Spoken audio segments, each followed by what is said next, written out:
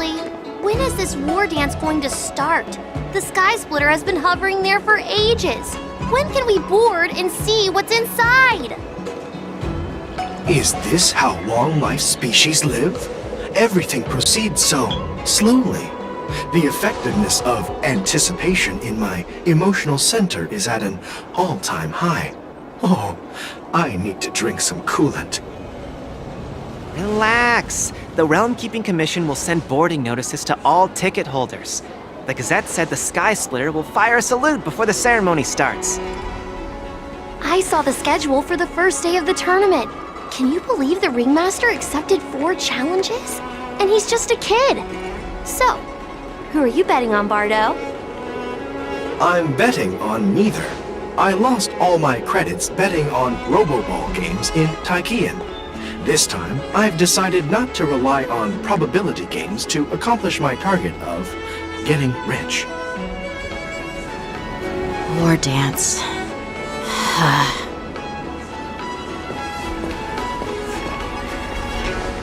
There you are. I heard you and Mr. Dan Heng went to meet the judges, and then a riot broke out in the shackling prison. I was so worried about you. Thank goodness you both made it out safe.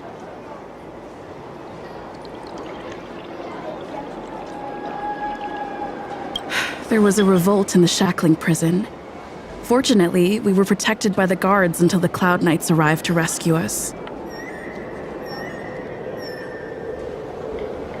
I was planning to take Miss March and Yun Li to Stargazer Navalia to see the Sky Splitter up close, but we stumbled upon a group of suspicious Foxians carrying official identities. They were acting strange, so out of curiosity, we decided to follow them. It turns out they were actually Borisin disguised as Foxians. It seems they infiltrated Stargazer Navalia in order to prepare for Hulei's escape, and we foiled their plans by pure chance. I wonder who provided them with those disguises, and how many more Borisin have taken advantage of the war dance to infiltrate the ship. Yeah, I heard them too, but I'm afraid I'll have to disappoint them. I've already reported to General Jing Yuan that I'll give up my role as the Ringmaster. The security of the Luofu is more important to me than anything else. I need to fulfill my duties as a Cloud Knight Lieutenant before taking on the honor of being Ringmaster. Those tourists just want to see some good sword fights. Anyone can participate in this kind of tournament. Doesn't have to be me. The real challenge lies beyond the ring on the Sky Splitter.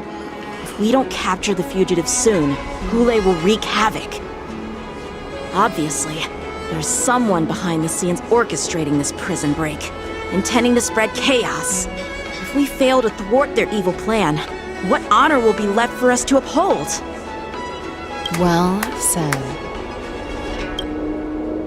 You may be tiny in stature, but your ambition matches that of the Yao Qing's warriors. Hey, this has nothing to do with my height.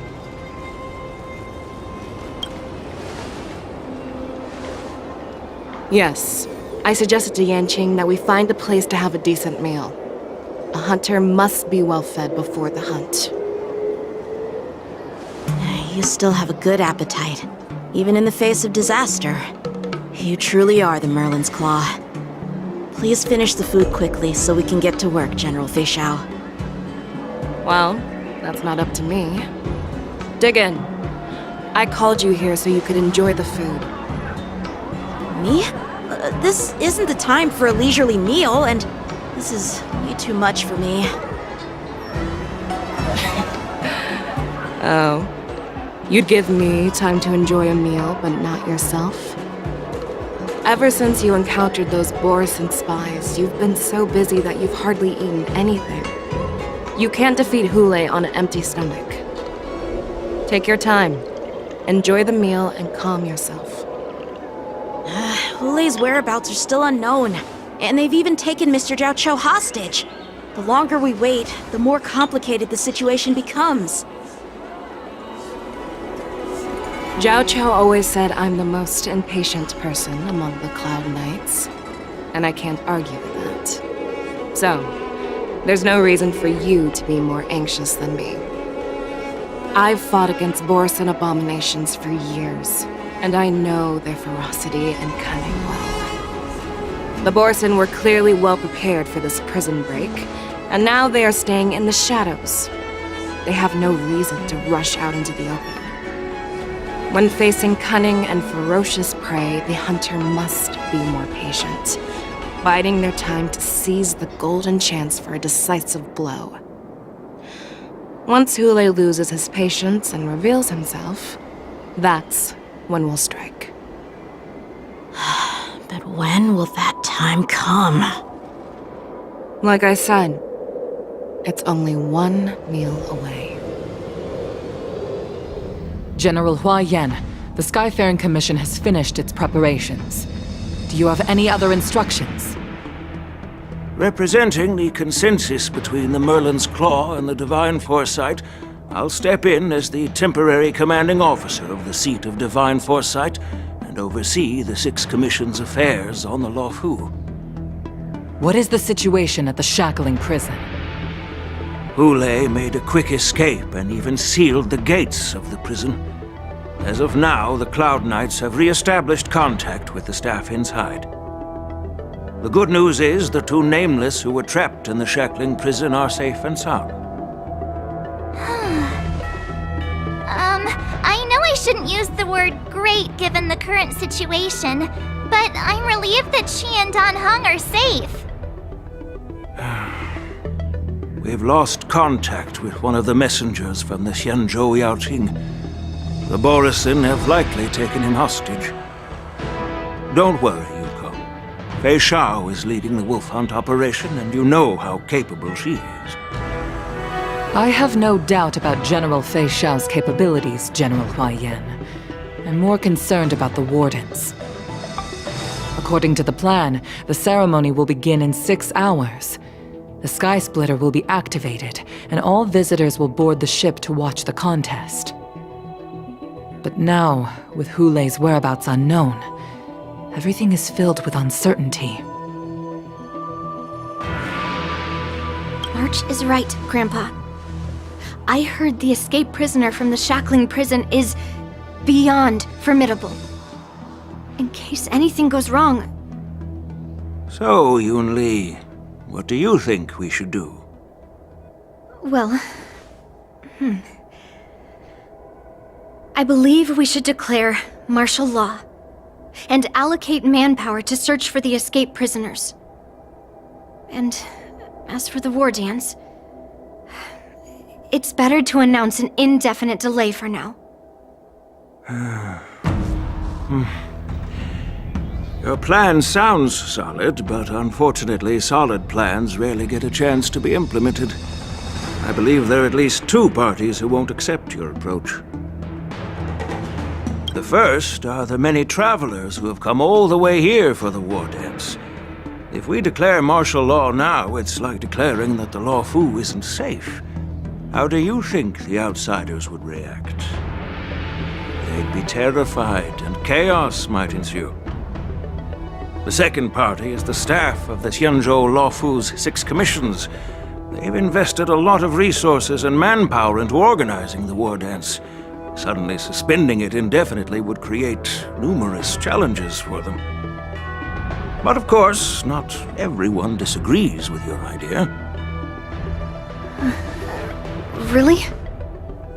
The mastermind behind this incident would fully support your opinion, presumably. Hule's escape and your discovery of Borison's spies at Stargazer Novalia. Even a child could guess that these events were orchestrated. The fugitive is just one piece in the game. The one controlling the pieces wants to spread chaos and suspicion among the people on the Luofu. If we declare martial law and postpone the war dance, we'll fall into their trap and instill fear in people even before Hule actually does anything. So what do we do? We'll search for the prisoners while maintaining order on the Luofu, acting as if nothing has happened. as if nothing has happened. Yan Qing said he'd assist the generals, and now he's nowhere to be found. With the host ringmaster gone, how are we supposed to act like nothing has happened? That's why I called the two of you here.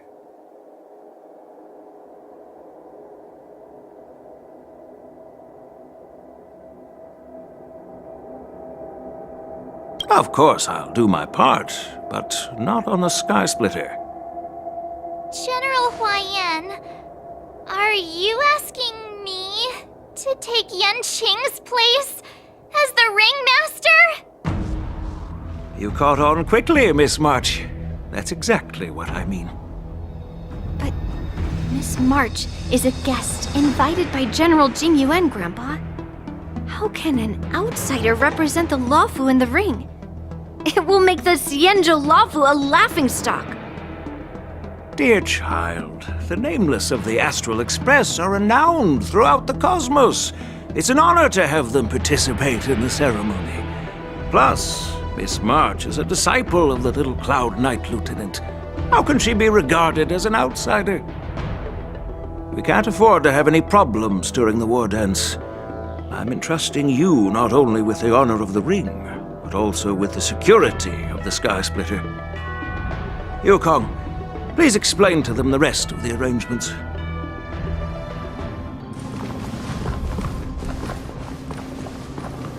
I am sorry for our improper management, and I truly appreciate your assistance, General.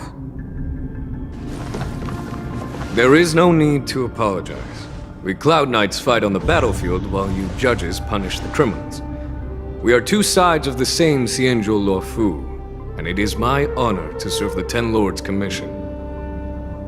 I've grasped the situation of the prison break. Now tell me more about the current state of the shackling prison. Borison infiltrated the prison in disguise and released the prisoners, spreading chaos. Among the judges on duty in the 4 divisions, Judge Shui from the detention division was killed and is temporarily unavailable.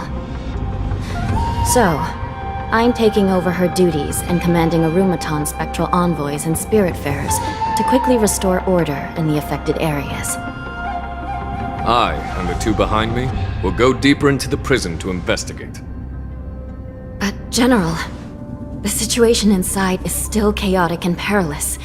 Your presence would be... It's common for Cloud Knight generals to face danger directly. Hule has escaped, and the Yao Qing envoy is being held hostage by the Borison. His fate is unknown. This is a grave matter.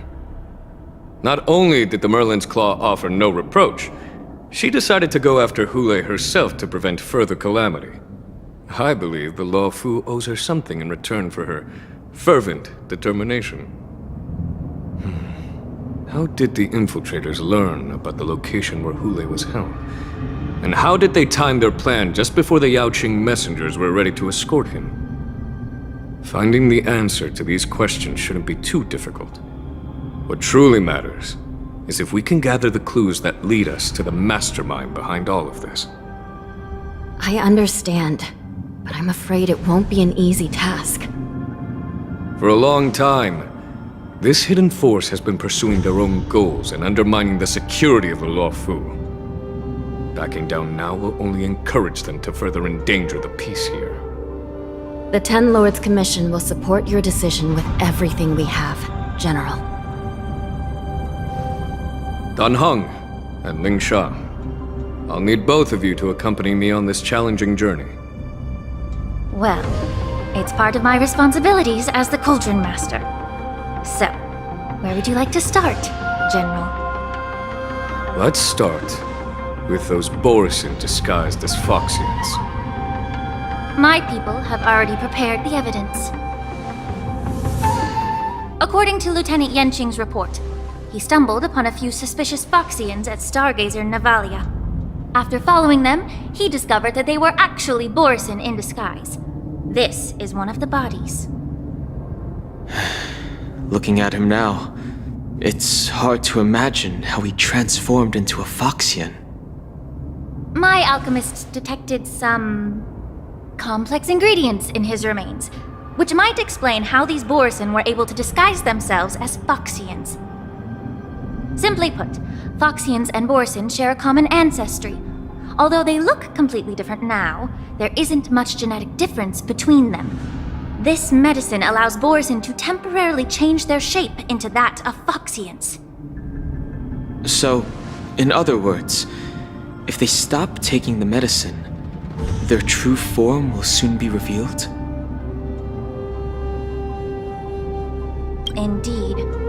This means that these Borson have a steady supply of the medicine within the Lawfu.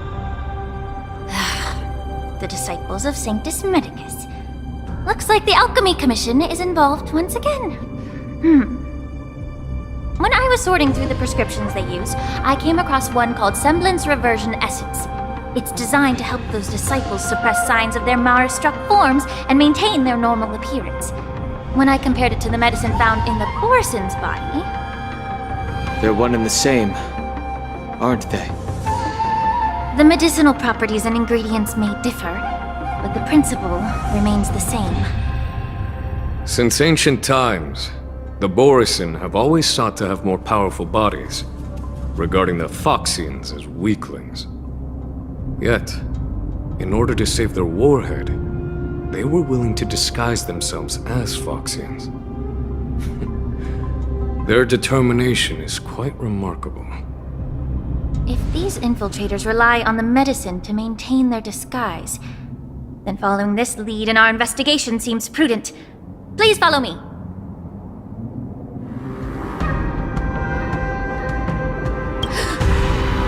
Incredible strength. The attacker shattered this warden's bones with a single blow. Such brute strength is not something an ordinary Borson possesses. This is likely the work of Hula. If I may be so bold to ask, is this Borson truly that formidable? I have lived a bit longer and engaged in a few more battles than you, Miss Lin Shaw. To the Alliance, Borson have always been the most formidable adversaries. And Hula is a monster feared even among his own kind. With his strength, Hula united numerous Borson pacts, forming a grand army of abominations of abundance. They constantly pushed the Alliance's armies into perilous positions. Over 7 centuries ago, I followed my mentor on a campaign against the abominations. And I personally witnessed the devastation on the battlefield after Hule appeared. Even with medicinal pellets that suppressed the fear caused by his lupitoxin, countless Cloud Knights succumbed to panic in the face of his murderous aura. They couldn't even raise a hand in resistance. If the former sword champion hadn't immobilized Hule with her Frostblade, the outcome of that fateful battle could have been very different. By the end of the battle, only a few of us remained. The crimson moon cast the sheen of blood on all. Everything I saw was painted dark red. If that's the case, why wasn't the beast executed instead of being imprisoned? On the Xianzhou Jumi, the judges cast those unforgivable and nearly immortal abominations of abundance into the eternal flames of the stars, reducing them to ashes. Their so-called immortality is just a facade. I mean, nothing can truly defy death, can it? I just don't understand why the Lawfu kept this tumor for so long, leading to the terrible situation we're facing now. But I guess I understand. People of the Lawfu are known for their kindness. Even when faced with the malignant tumor within the Alchemy Commission, they couldn't bring themselves to cut it out. Instead, they exiled the healer, who tried to solve the problem, to the Xianzhou Jumi.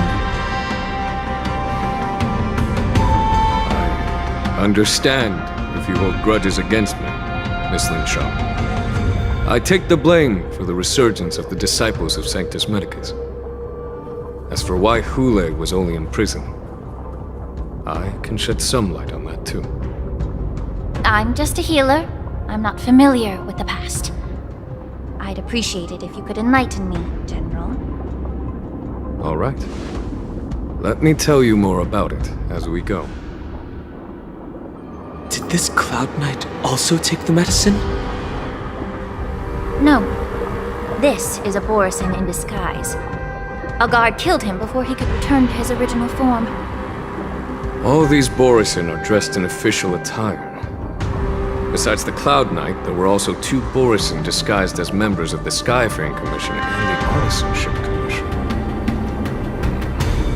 Whoever is providing them with official identities must hold the position of power. Let's search elsewhere.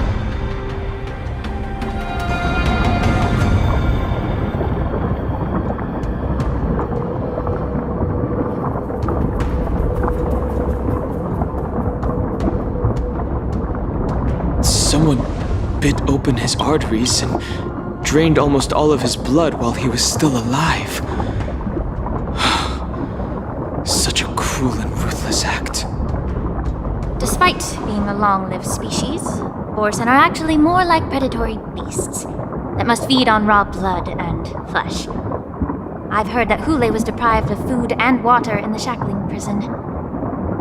It's hard to imagine how he managed to suppress his hunger for over 7 centuries. Will the hostage from the Yaoqing be able to avoid being his meal?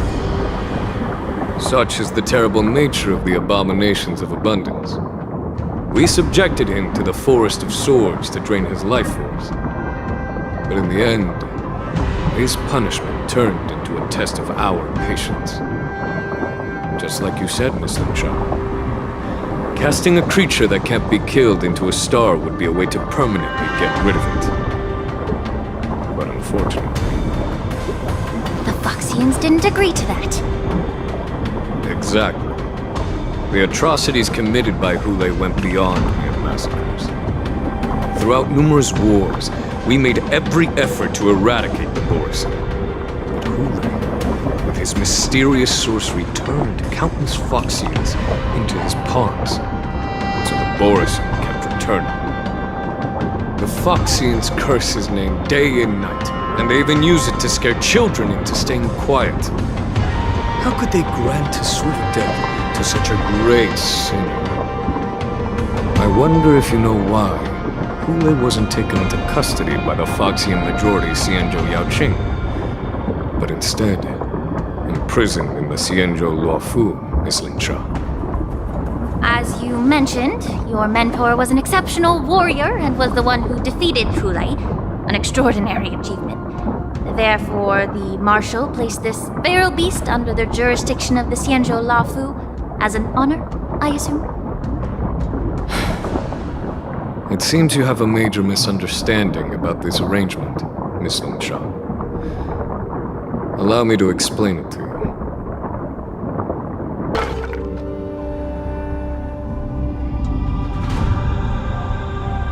Yanqing told me that an IPC ship was attacked by Borisin. Is this what they were transporting on the ship?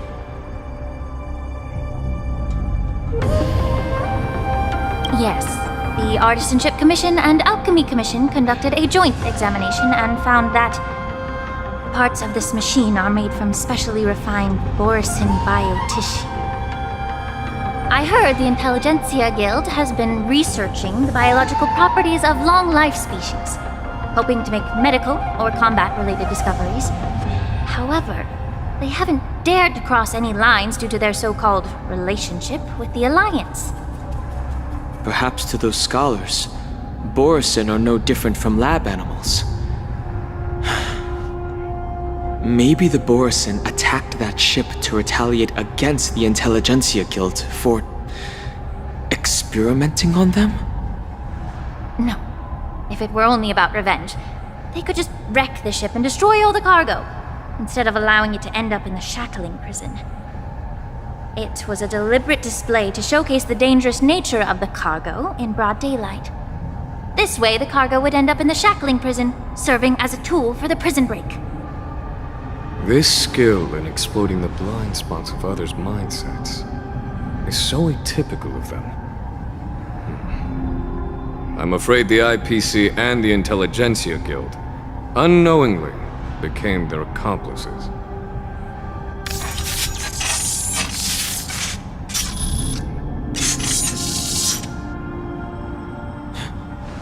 Watch out! This thing is still alive!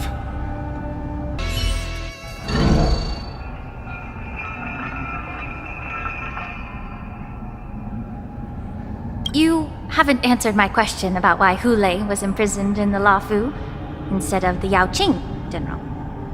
You've been reserved in your response. Could it be that such an arrangement wasn't an honor? The reason why the Marshal didn't leave Hule on the Yaoqing lies in the very mech in front of us. Are you suggesting that there are people trying to understand Hule's secrets and use them for their own purposes? Just like with this mech? Well, I understand. I've heard that the Foxians on the Yaoqing share a bloodline with the Borson. And just like the Borson, some of the Foxians there experience an uncontrollable insanity called moon rage. The Marshal believed that this would be inhumane and no different from what the Borson did, so...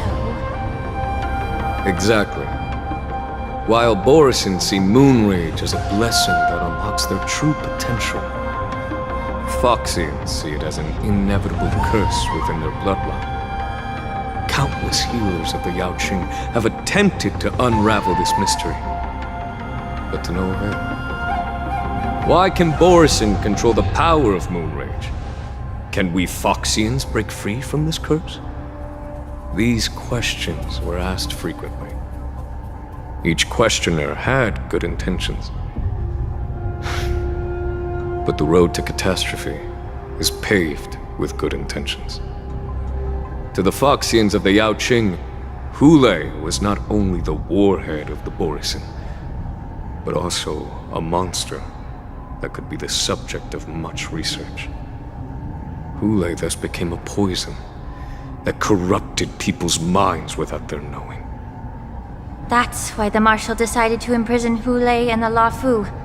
It wasn't an honor, but rather a warning. Because such selfish pursuits in the name of good intentions once led to a tragedy on the Lafu that served as a warning to future generations. This edition of Imbibitor Lunae. By imprisoning Hule and the Xianzhou Lafu, the Marshal both suppressed the dangerous intentions of the Yaoqing Foxians and warned the Xianzhou Lafu to refrain from repeating its mistake. That was a necessary trade-off. The Xianzhou alliance is not solely about the Xianzhou natives. Only when all three races, Foxian, Vidyadhara, and Xianzhou natives, form an alliance, will there be a promising future for all. Thank you for enlightening me. Was it for the same reason that you traded off my mentor to the Xianzhou Zhuming, only to stand idle and allow the resurgence of the disciples of Sanctus Medicus? You said that I couldn't bear to cut out the malignant tumor within the Alchemy Commission, but instead exiled the healer who tried to solve the problem to the Xianzhou Zhuming. But did your mentor tell you her good intentions led her to perform certain healing arts on Dun Hung, who had just finished his hatching rebirth, so that he would regain the memories of his past life? What did you just say? She believed that restoring the High Elder's knowledge of his past life would allow the Vidyadhara to resume their duty as the guardians of the Ambrosial Arbor, quelling the strife within their clan and bringing everything back on the right path. But just as I mentioned earlier, the road to catastrophe is always paved with good intentions. Since then, the 6 charioteers decided that the Alchemy Commission would no longer have a cauldron master. Until your arrival now. If that's the case, I should thank you for protecting my mentor by exiling her. General. Quite the contrary. I should be the one thanking you. Thanking me? All I ever want is to have a clear conscience. However, can long-life species truly achieve that goal in their long-drawn lives? For example, you were implicated along with your mentor and forced to leave your homeland without knowing the truth. And now, with the complicated situation in the Alchemy Commission, the Alliance has spared me a lot of trouble by sending you to handle this challenging task. Shouldn't I be thanking you instead? Your eloquence is indeed impressive, the divine foresight. You won't even leave me any excuses to hold a grudge against you. But, let me make it clear. The Alliance sent me here to handle the business impartially, not to choose sides. It doesn't matter which side you choose, Miss Lingshaw. At the end of the day, both you and I stand on the side of the Alliance, don't we? Let's keep going.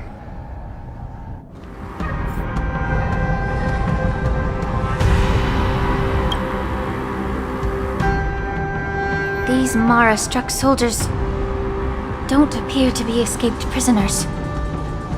How can you tell? These soldiers are fully armed. Obviously, they didn't hastily join the battle. The messenger named Morza did say that there were two groups of attackers. And the other attackers, aside from the Borison, could hide their tracks. I believe he was referring to these people. Hide their tracks? Exactly. I've engaged with these attackers before, and they used Cloud Hymn magic to hide their presence. Without careful observation, no one can detect them.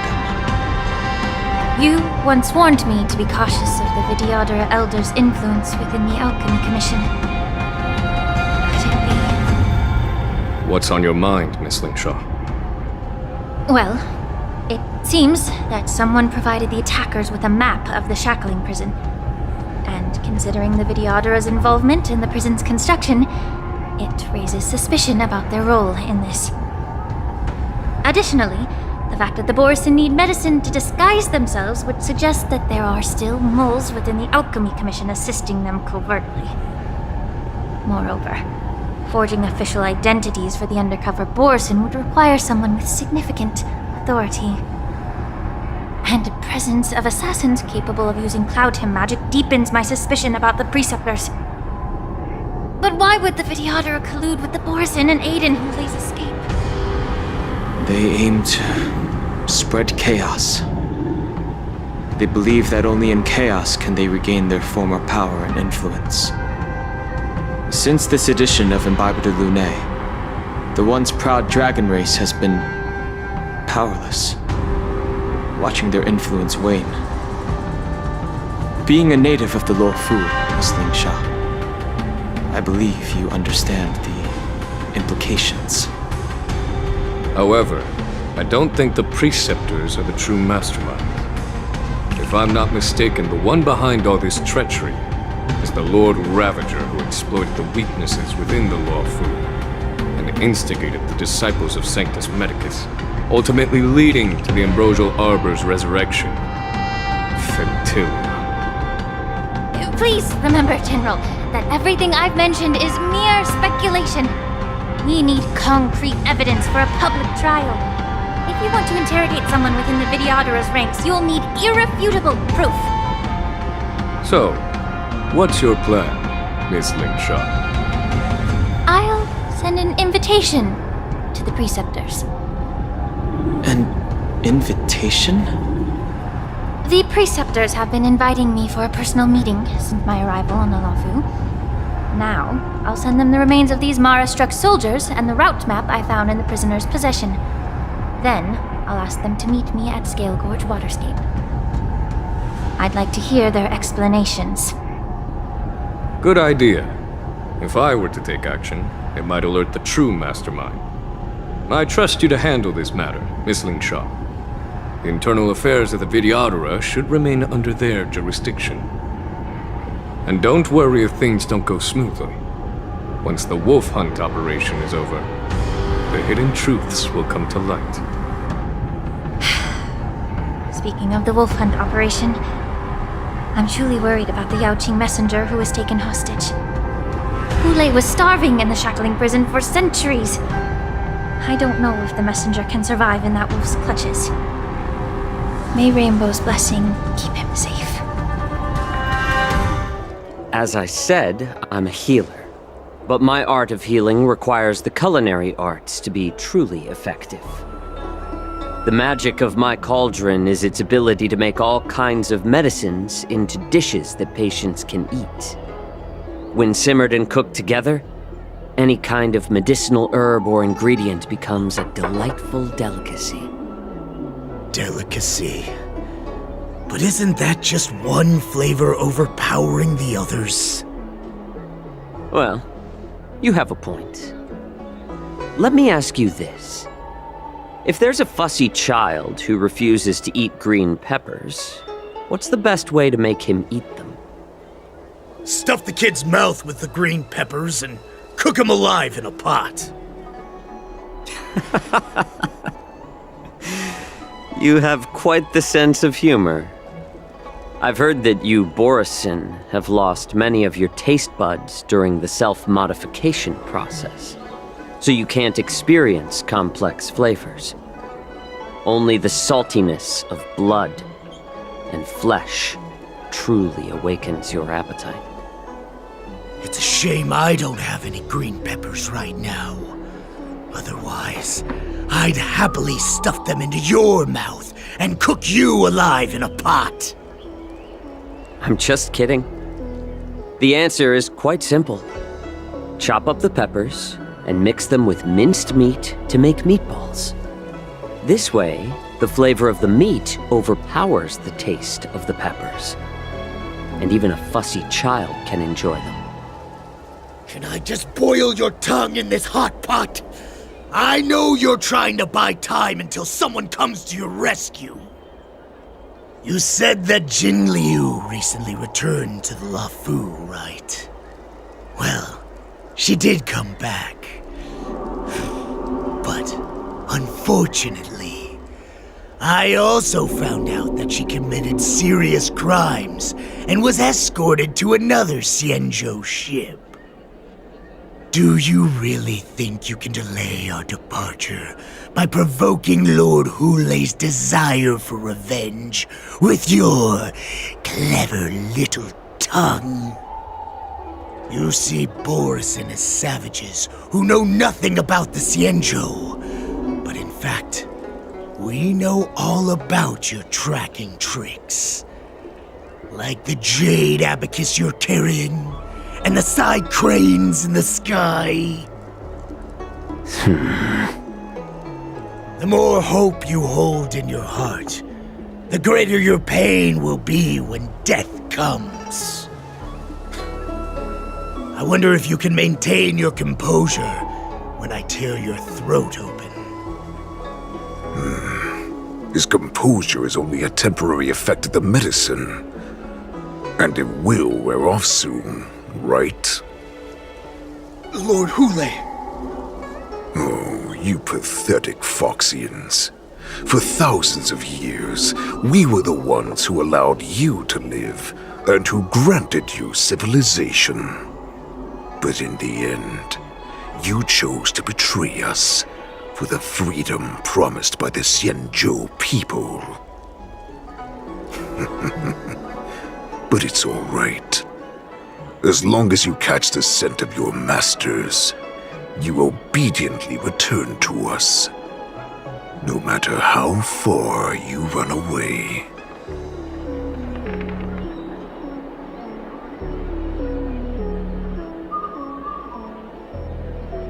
Hule, have you ever wondered why it took them 7 centuries to come to your rescue? The Borisin's era has long passed. Did they ever tell you these harsh facts? before giving you hope for returning home? Lord Hule? Now they're being crushed by the Merlin's claw of the Yao Qing, by a Foxian. They're hiding in remote corners of the cosmos, trembling with fear like a wounded beast on its last legs, reaching out desperately for any fake hope of salvation, which in this case is you. The Merlin's claw of the Yao Qing. A Foxian? Very interesting. Tell me, Moktok, is he speaking the truth? He isn't lying. That lowly beast was a war slave who ran away from our pack. Cannon fodder, a thief! She stole our power and used her knowledge about us to fight us, using every dirty trick in the book! And she bested you, Moktok. Fairness is but a pathetic excuse for the dead and defeated.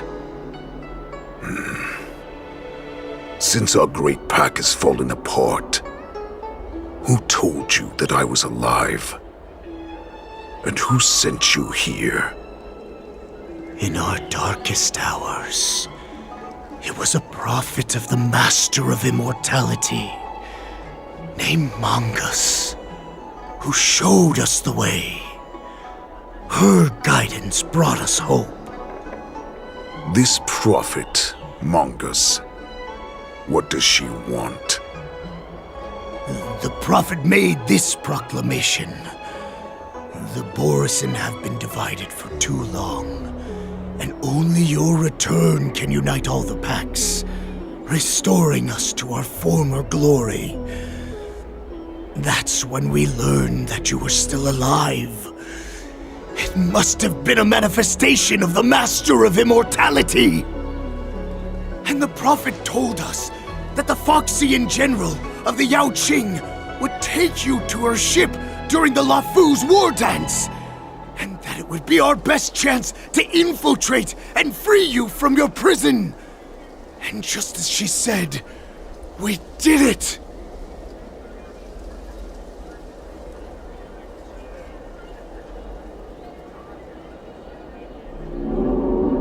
That so-called prophet lied to all of you. She just sent you here to die. But her prophecy has come true. Our warhead is right here, with us! Once the news about the prison break spreads, the Cloud Knights will close all the ports. You may think you've escaped the prison, but you're just trapped in another cage, known as the Law Fu. Let me kill this unruly, lowly beast, Lord Hule! I assure you that our star skiffs will soon arrive. Right now, everyone in the Lafu is distracted by the stupid war dance, so this will be the perfect chance to escape. Once you've returned to your territory, your revenge against the Xianzhou ships will be within reach. Perfect chance to return to my weak and shattered pack at the mercy of a ridiculous false prophet and become a mere puppet in her clutches.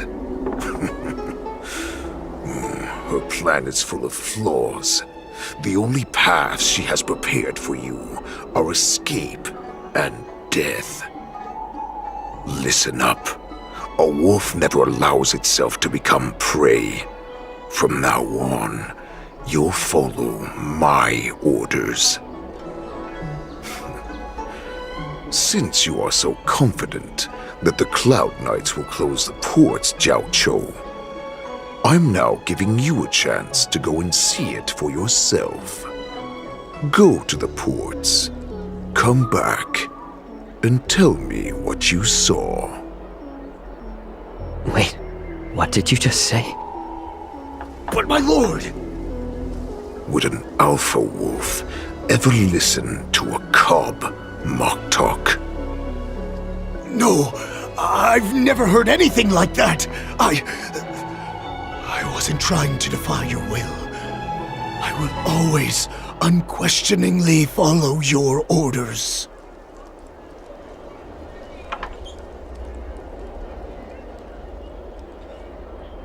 I'm offering you a once-in-a-lifetime opportunity. Don't you want to run away, Jiao Chou?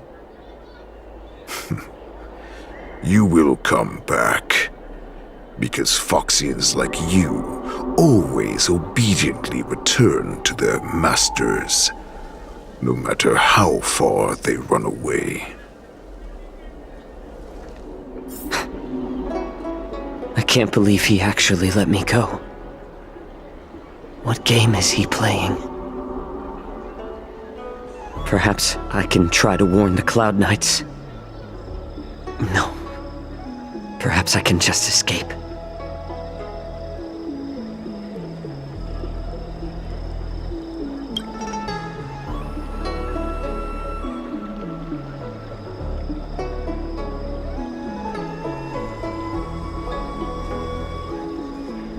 Just as I suspected. He's testing me. The Cloud Knights must have been aware of the situation inside the shackling prison for some time. Will General Fei Xiao personally lead a squad to capture Hulei? For now, I'll do as he asked.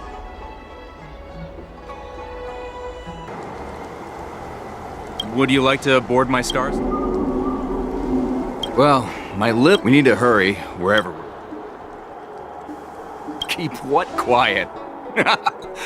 Come on, spill it if you have something to say.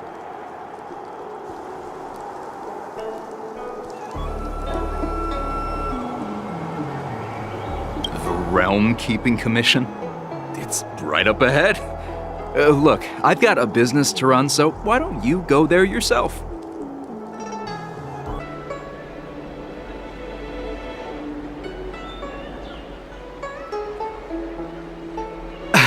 I'm sorry, but the Realm Keeping Commission Chancery is currently closed. All the officers and officials have been reassigned to assist in the war dance.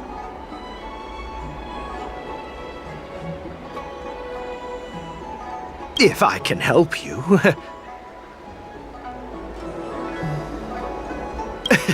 Hi, do you need my help, messenger from the Xianzhou Yaoqing? Borisin are hiding in the Exalting Sanctum. You must deliver this news to the Cloud Knights. Borisin? Here? Are you serious? These Borisin are disguised as Foxians. Please warn the Cloud Knights immediately. Will you please wait here for a while? I'll find a soldier.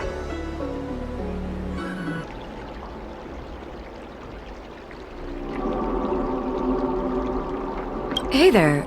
I noticed you'd been looking at me for quite a while. Do you need my help?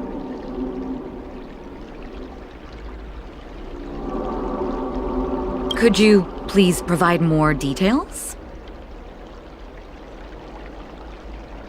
Wait, I recognize you. You're the lost Yaoqing messenger. How are you here? I was brought here by the Borisin.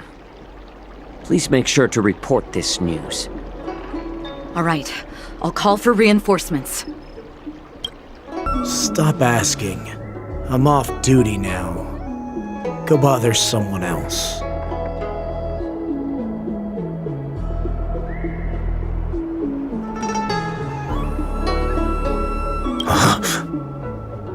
You're not one of us, but I smell a familiar scent on you. The Warhead sent me here to check on the situation.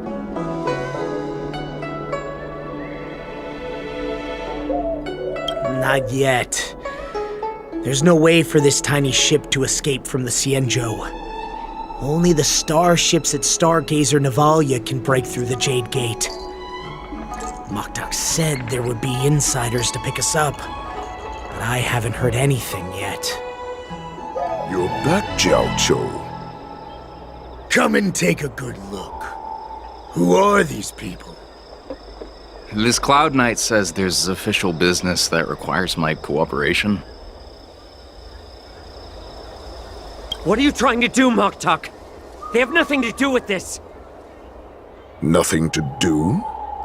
I told you to go to the port and check out the situation.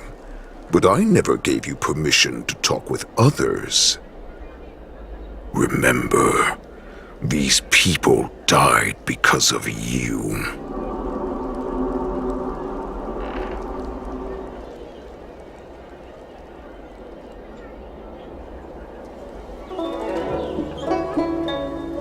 You want to prove to me that you hold everyone's lives in your hands, right, Hule? Oh, exactly as you said. So, have the Cloud Knights closed the ports? No. They don't want to publicize my escape. I understand. It's no surprise, for fear is more deadly than claws and fangs. Especially during a festive time like the war dance. What lurks here is not a group of fugitives, but rather a pack of wolves amidst the flock. My cubs are hungry, ready to feast on flesh and blood, reveling in your fear. Your calm facade will soon crumble. I can tear through it and expose your pathetic bones anytime. There's no escape from me, Jiao Cho. Of course, you can try your luck and believe that your wits will save you. But remember, you're not the only hostage in this city. If you try anything funny, innocent people will die because of you. Now, let's talk about the Foxian general you serve. Moktok says she's here for me, which means she'll be hunting me herself. Before the hunt begins, I need to know my opponent. You can refuse and play tough, or you can cooperate and save us both some time, healer.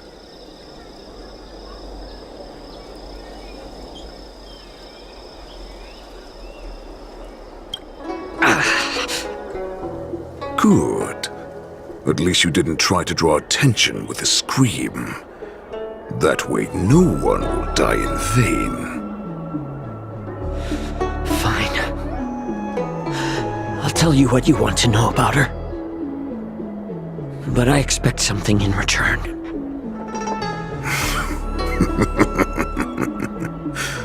What makes you think you're still in a position to negotiate with me?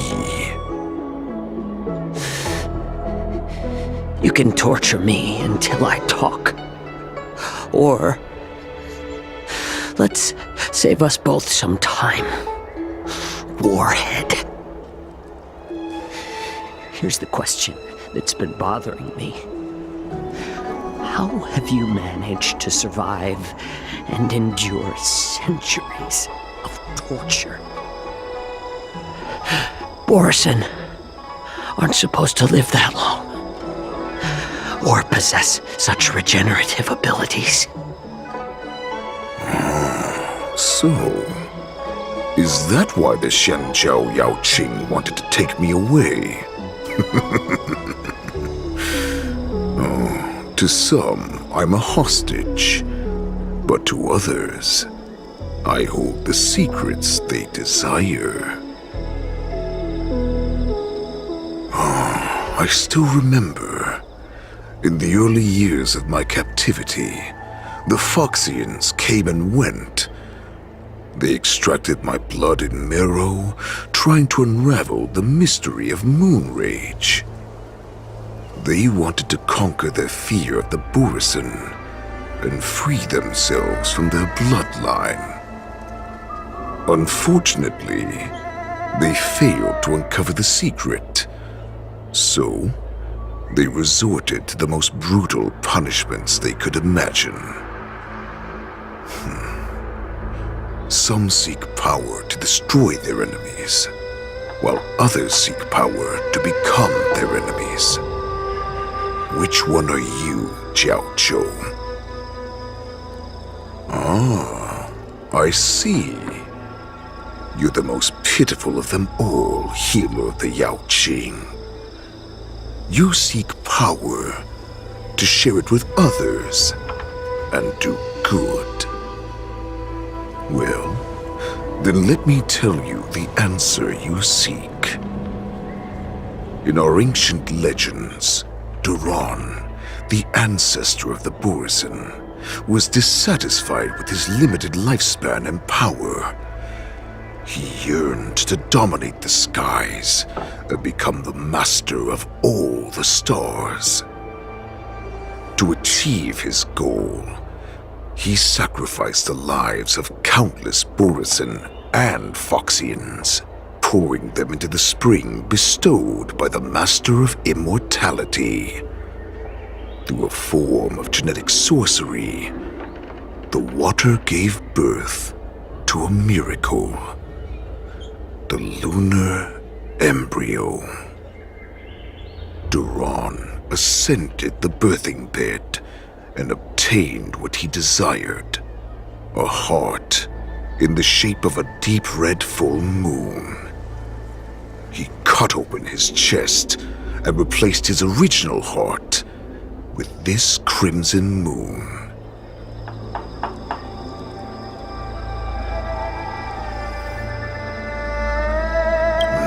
The ambrosial arbor is also an absurd myth, but you Xiangzhou folk know it's true.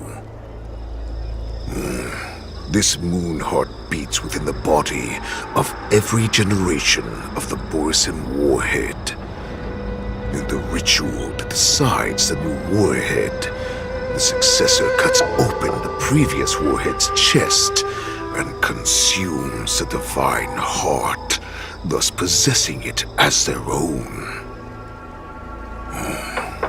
Devouring is the true essence of life, allowing us to endure and thrive. It gathers the life essence of all the prey we consume, making us stronger and stronger.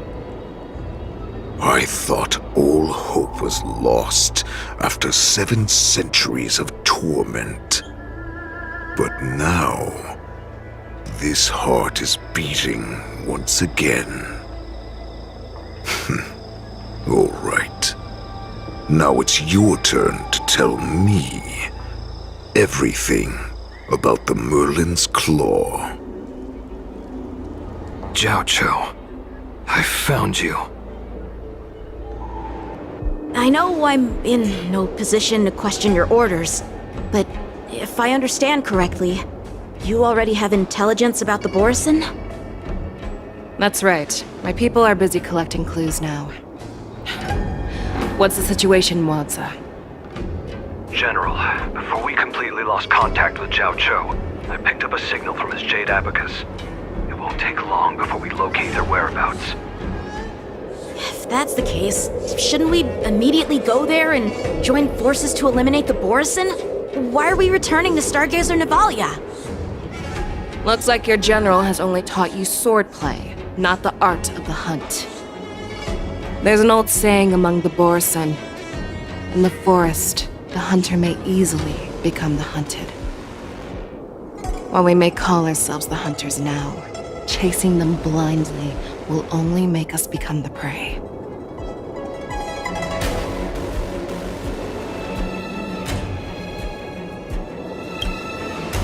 Are you joking, General? He's just a wolf who's been in prison for 7 centuries. Even with his accomplices, they're no match for us numerous Lawfu Cloud Knights. How could he consider us his prey? Do not underestimate the enemy. Hule is not an ordinary Borisin that can be easily killed. The advantage in numbers means nothing when we face that monster. A vicious beast who hasn't tasted blood and flesh in 7 centuries is now lurking on the streets of the Lawfu right before the war dance. This is what makes the situation treacherous and unpredictable. To him, the lives of ordinary people are just meat, ready to be devoured at any moment. Exactly. That is why we must succeed in our first strike. or the situation will spiral out of control. You've heard of this military tactic, right? When you surround your enemy, leave one side open for them to escape. A skilled hunter must be well prepared, waiting for the prey at the most advantageous position.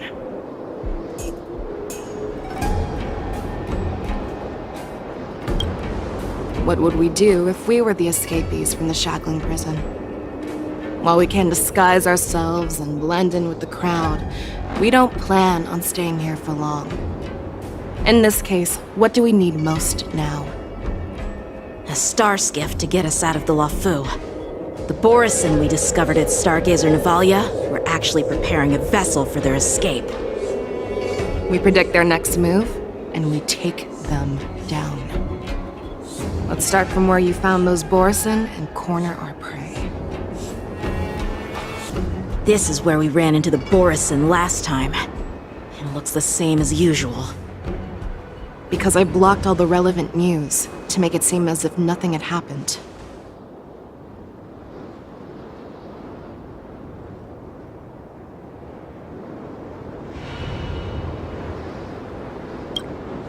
Losing contact with their accomplices preparing the star skiff will surely put them on guard.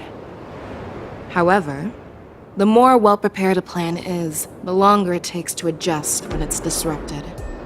If any Borison wants to stick to the original plan despite the risks, they'll surely come back to Stargazer Navalia to check the situation. Are you suggesting that there are Borison here at Stargazer Navalia right now? This is an automated area, so don't you think that there are a bit too many people here today? First, look at those 2 Skyfaring Commission staff members. They've been observing us in secret since we arrived here. Then there's a Cloud Knight soldier over there. Perhaps he's here for patrol, but each patrol team must consist of 2 members. And obviously, he is not following the rules. Lastly, there's that craftsman wearing Artisanship Commission clothing. He's unusually focused on checking that device. If you have a target in mind, let's go investigate. Lieutenant Yanxing and General Fei Xiao? You're aware of the Borison prison break, right? Yeah, I've received the news, and I'll be on the alert. Looks like you've been keeping an eye on the Sky Splitter. Have you noticed anything unusual? No, everything is normal on the ship. Nothing out of the ordinary.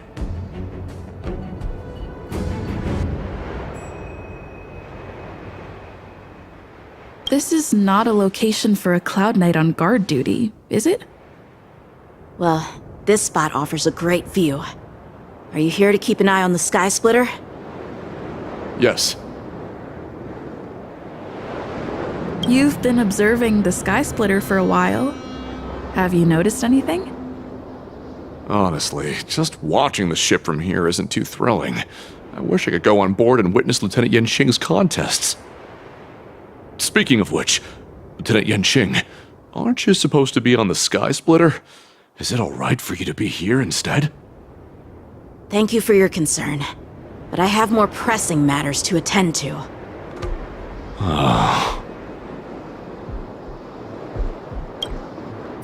Hey, you there! Please refrain from wandering around Stargazer Navalia if you're not... Oh, it's you, Lieutenant Yanxing. No, not at all. Actually, I'm here to address a peculiar issue. A peculiar issue? Yeah, we've had some unscheduled star skiffs being constructed at this dock in Stargazer Navalia. Could there have been an error in the production planning for the assembly line? This is just weird.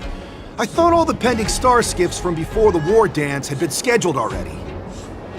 I'm sorry, but I need to focus on my work right now. If you have any questions, we can discuss them later. Who are you? Don't you know that Stargazer Navalia is on lockdown now? Hey, chill out. They're just a few lost tourists. But Stargazer Navalia is the shipbuilding port of the Xianzhou Lafu.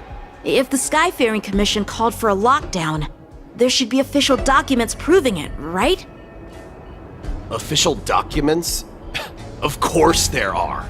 The Cloud Knights are aware that some people have infiltrated this port. That makes perfect sense. So you're now investigating the Borison? Yeah, we've received orders from the higher-ups, so we've blocked off this area to prevent any interference with our inspection. Thank you for your understanding. So, it seems that some Borison have returned to Stargazer Navalia in disguise. The answer seems quite obvious.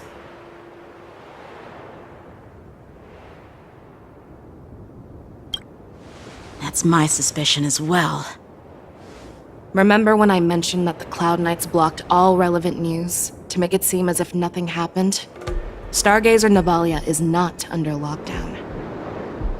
But on the contrary, those staff members use Stargazer Navalia is on lockdown as an excuse to persuade us to leave. This contradicts the Cloud Knights' plans. Their flimsy disguise has been exposed. Even if they try to hide, there's no way they can escape us. Why are you still here? As I said, Stargazer Navalia is on lockdown now. No, I never issued such an order. Who are you? Perhaps you haven't met me on the battlefield, but I am certain you've heard my name. Now I'm asking you a question, so answer me. Tell me. How many more of your comrades are here? Where were you planning to meet Hule?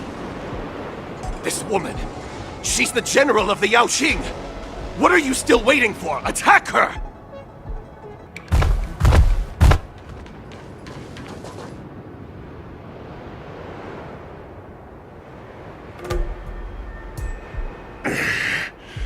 Why don't you kill me? Because I need answers. You were our war slave, so you should know us descendants of Duran. You want me to talk? Fine.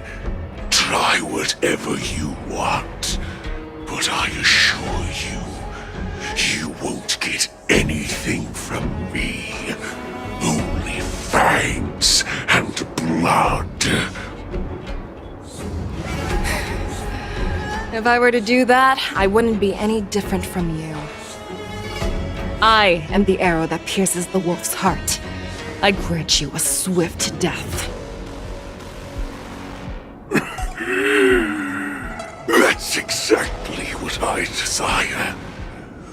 Wolves that leave the pack are prepared for the fate of never returning home. But sadly, you didn't catch my partner. He will alert them. Before you close your eyes, you should know that I allowed him to escape. Because he will lead the Cloud Knights to Hule's hideout.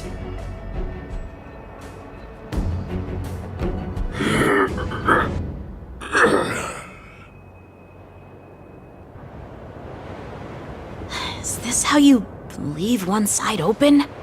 You let that Borison escape so you could track him? This is the most common hunting tactic used by Borison. I know the methods of these abominations all too well. They always leave an escape route for their prey, allowing them to flee in fear. Then they chase them like it's a game. Borison get great satisfaction from the last struggles of their victims. Have you witnessed these things firsthand? That guy called you a war slave. What exactly have you experienced? Well, just a hazy past that I can barely recollect. Long ago, I was one of them. Not all Foxians are lucky enough to be born on a Xianzhou ship.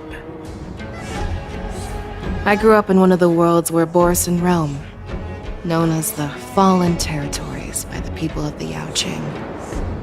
To the Wolf Masters, Foxians are nothing but property. Cannon fodder used to slow down the Xianzhou attacks on the battlefield.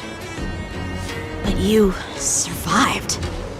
And not only that, you became the general of the Yaoqing. If I get the chance, I'd love to hear stories of your past, General. Speaking of stories, you've reminded me that now is not the time for them. Wadza, we've sent the warning from Stargazer Navalia. What's the situation on your end? I've found them. Zhao Cho is trying to stall Hule, and he signaled me to not reveal myself. Trust his judgment and keep watching. We'll be right there. I believe the warning we sent will stop Hule from attacking Stargazer Navalia. What will he do next? The hunt is not over yet. Stay safe, Zhao Cho. Please, save me. I want to live. Doctor! Zhao Zhao, find a medical ingenium and give that kid a shot! Hurry! I see. How is the front line? The Borison Beast chips have already landed on the Fenghu. It won't be long before this place is overrun as well.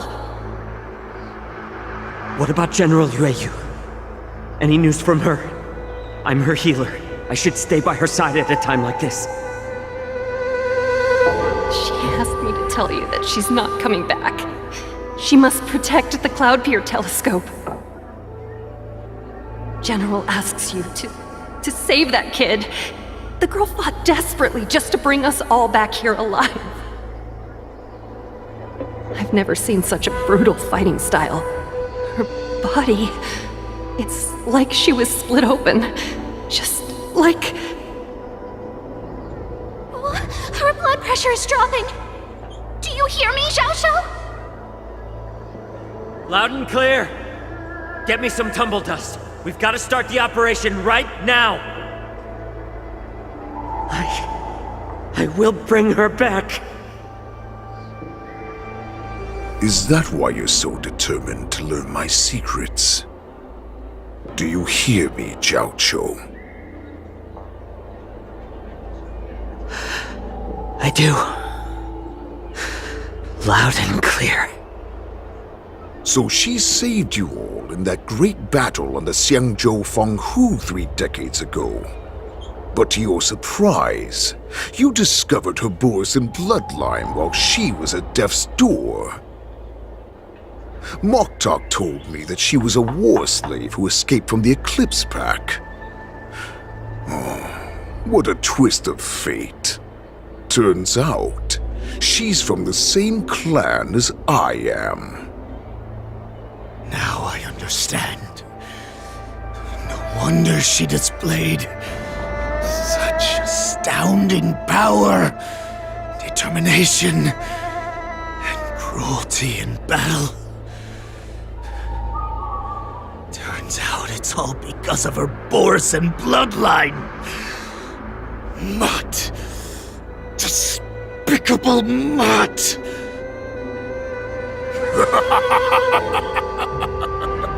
And she used the gift of her bloodline to destroy the Borison!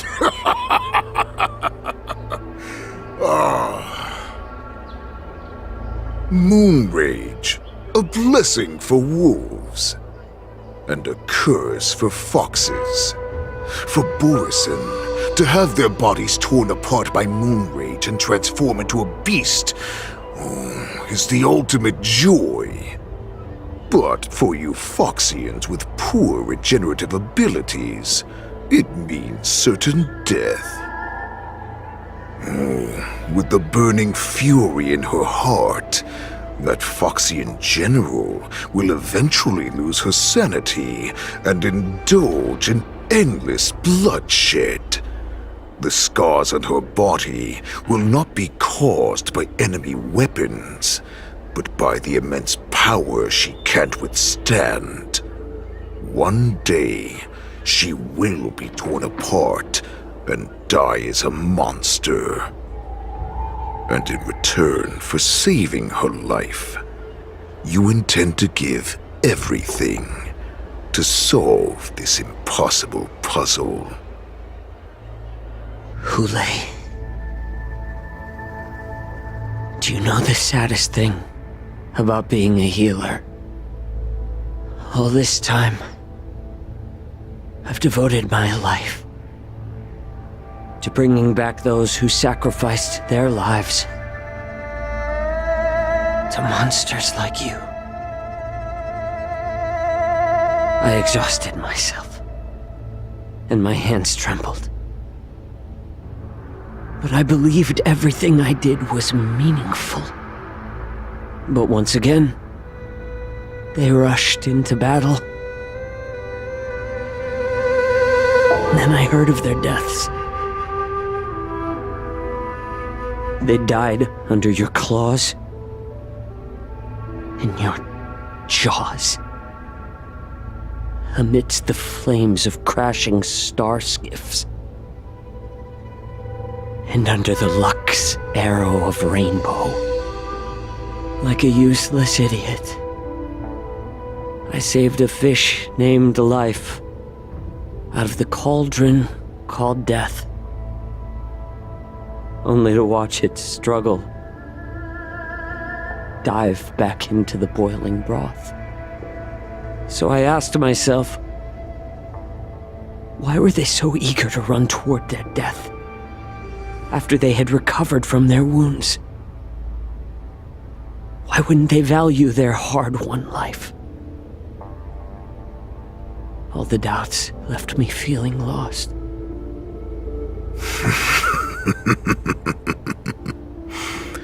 I can smell your desperation, all the way down to your bone marrow. Eventually, I realized that their deaths held value. They placed the weight of their sacrifice on the living, granting us strength. With a coin forged by their deaths, they exchanged something more in return. Everything I'm doing now, following you so closely, is just for one reason: witnessing your death with my own two eyes. Even your death has value. It will pave the way for a peaceful war dance and a fully cured Fei Shao. The thoughts in your pathetic head are hardly surprising. Did you already know this? Yes, I did. As Borisin, we understand the value of death more than anyone. And as a healer who has witnessed so much death, you won't be swayed by fear. What a shame, what a shame. Your story actually sparked a trace of respect for you in my heart. Can you even feel respect with your corrupted heart? Of course, because I caught a whiff of my own kind in you. Unfortunately, in the end, you're still just a weak fox. As the wolf's creed goes, gift the wolf a dead end where new paths arise. Raise him to a doomed fate where satiation lies. The cowards in forgotten corners meet their unworthy demise. Yet the valorous in brutal battles embrace their eternal prize. That's why I'm keeping you alive for now. I want to show you how Borisin truly respect their enemies. We will consume your flesh and blood, nourishing our own. We will crush your hopes and dreams, clearing a path for our hunt. Your feeble souls will witness a new future. A future that belongs to me. My lord, we received a message. Our arrangement at Stargazer Navalia has been discovered. We must act quickly. That doesn't surprise me at all. Moktok, what's that noise? It's the Sky Splitter. The ship that the Wardens will be held on is about to set off. The Skyfaring Commission will clear the air routes. And if our star skiffs try to escape, we'll be spotted. Calm down, Moktok. Look at you now, hiding and fearful. Where is your Borisan dignity? As I said, I'd sacrifice my dignity for your return. As long as you can come back to the Borisan Pax, there's still hope. Hope? The Borisan have forgotten the wolf's creed. Weak creatures put their hope in the strong, but the strong fight their way out. Bringing me back instead of choosing a new master only proves the decline of our pack. And as for the prophet who manipulated you into saving me, she's just a liar trying to use Duran's offspring. Moktok, let me tell you how the Borisan will rise to power. We won't hide like rats in the streets of the Xiangzhou. We will be ravenous wolves, walking amongst a herd of lambs with our fangs bared. But, Great Warhead, our packs are not here. We can't go to war like this. Our packs are not here. Wherever I go, everyone is the pack. Stay away! Just don't come any closer! No!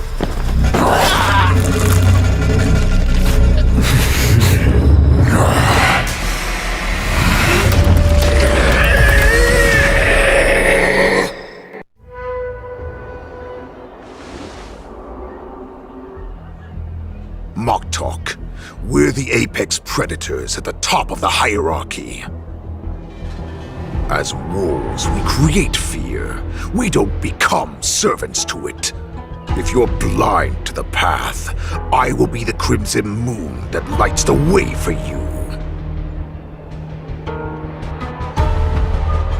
Share my crimson blood with our brethren. Use it to infect those Foxians and strike fear into their hearts. Now, you devious monkey, come out and face me.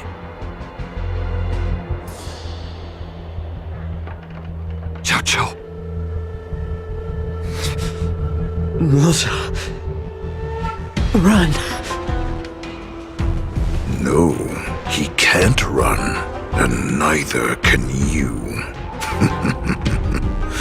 You've come at the right time, monkey of the Yaoqing. Tell your general. Tell her that I will unleash a massacre here, drowning the Xiangzhou La Fu in blood.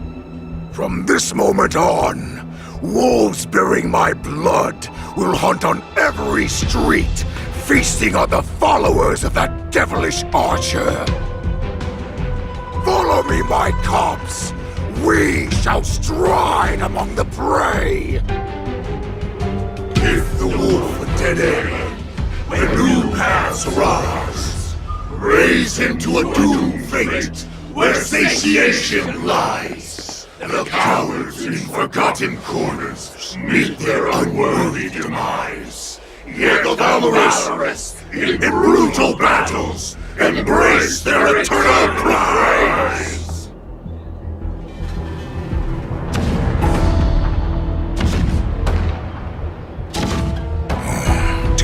hear that? The rumble of the cannons. It brings back all the memories of past battles within me. My return will bring back the Wolf's Creed. In my own way, I shall save our weakened pack and restore it to its former glory!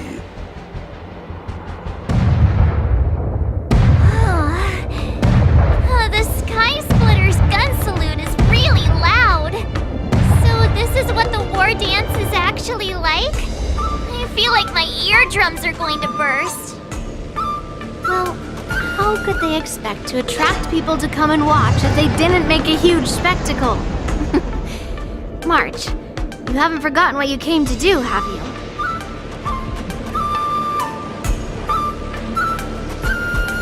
As a representative of the Xianzhou Luofu, I will defeat all challengers. That's the spirit. Sounds like you're all fired up.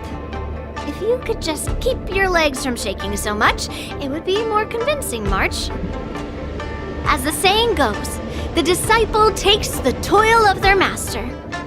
Remember, you are here under the identity of a Luofu swordmaster, taking the place of your no-good master Yanqing as the ringmaster. But what am I supposed to do if my opponent for this round is super talented and just wipes the floor with me in seconds? I'm still a beginner in swordplay. I don't know where I got the confidence when I agreed to help General Huaiyan. Come on, there's no need to worry about that. If you are defeated, then your opponent shall have to answer to me. Although, if that happens, the honor and the glory of the Xianzhou Luofu shall all be taken by the Zhuming. Master Yun Li, please, I'm about to compete. Can you say something that will give me a little confidence? March, think about the great storms that you, nameless of the Express, have weathered along your many journeys. There's no doubt that you have faced far more terrifying enemies than your opponents here today, right? Don't you feel a lot more relaxed looking at it that way?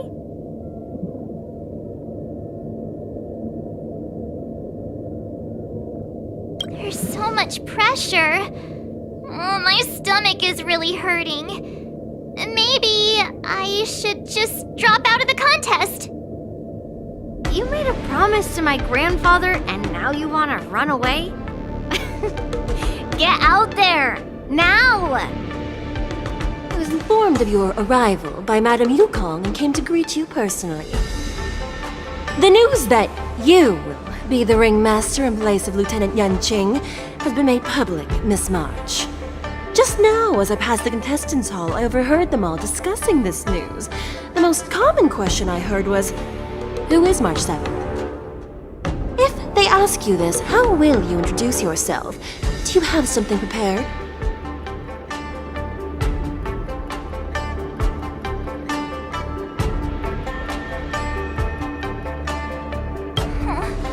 Losers have no right to know my great name. Is this some kind of villain entrance line? I see you are both quite relaxed. Impressive, given the imminent danger you face. Miss Yun Li's contestant information was registered for the war dance a long time ago. However, as a last-minute entry, the Skyfaring Commission has taken care of the necessary procedures for you, Miss March 7th. Please, follow this path. The contestant hall is just up ahead. Thank you, Miss Shikwe. Come. So... this is the contestant hall. Oh, there are so many people! March, before the war dance begins, allow me to give you one more lesson. My grandfather always told me that a weapon mimics its master. That means that a person's weapon will reflect their habits and personality. You've seen me wield old metal before, haven't you? Tell me, what did you observe from that?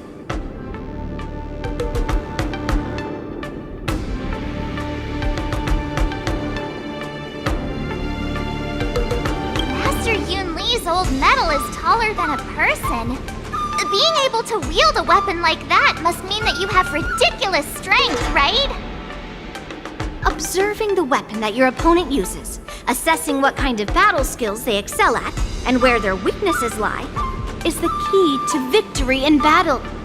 A shockingly heavy sword like mine, for example, is obviously not suited for a long, drawn-out battle. So, it would be best to find a way to drag the battle out.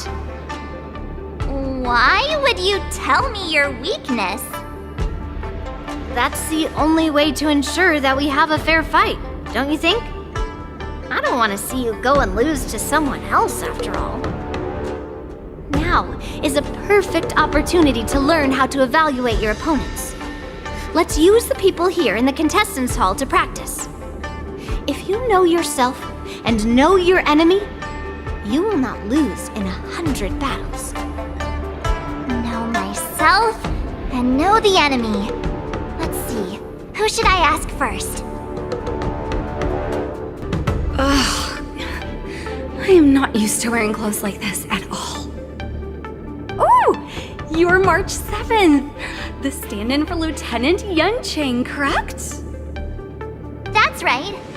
And you are? As you can see, I am the journalist entrusted with interviewing contestants on site. I see the Skyfaring Commission has really gone all out as the host. Interesting.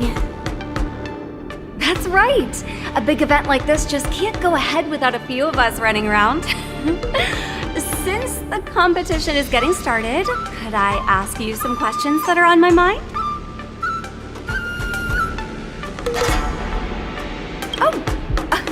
Great! First, the question that is on everyone's minds. Lieutenant Yunqing is not appearing in today's war dance. This is just gossip from unreliable sources, but I hear that Lieutenant Yunqing is seriously injured. Is this true?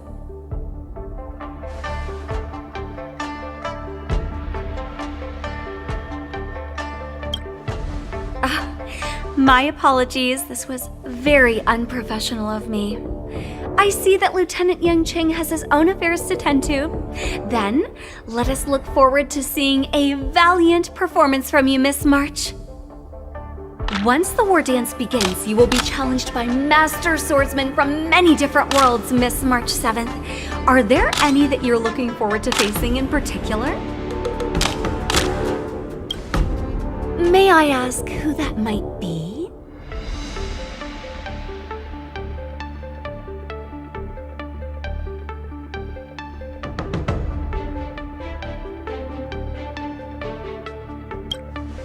The talented swordswoman from the Xianzhou Juming, Miss Yun Li.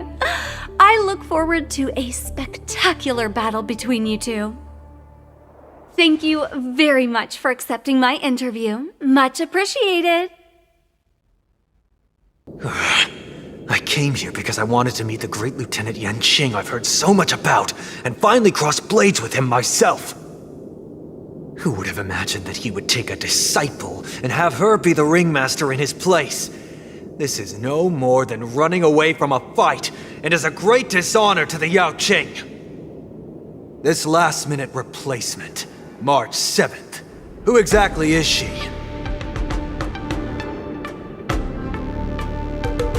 That's right. I'm the March 7th that everyone's been talking about. What? You're March 7th? Don't worry. I'm a newbie swordmaster who's only been practicing the art of swordplay for half a month. March 7th. Standing before you is a seasoned Cloud Knight who has practiced swordsmanship for over 200 years. Tricking the opponent into underestimating me is a valid tactic too, right?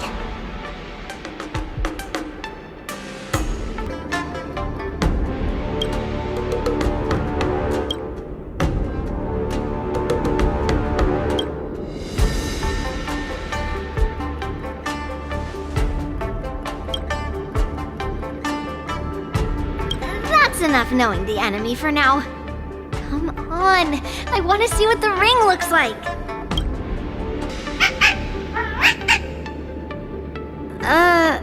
You're even asking dating?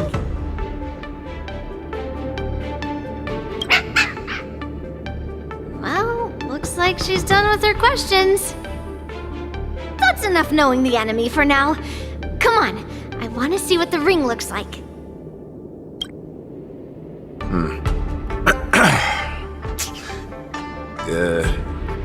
Was there something you wanted to ask me? If I had to think of a weakness, well, whenever I open my mouth, I make things awkward. Does that count as a weakness? Oh, I understand what's going on, Miss March 7th and Miss Yun Lee. I'm actually not a contestant. I'm just here as a security guard.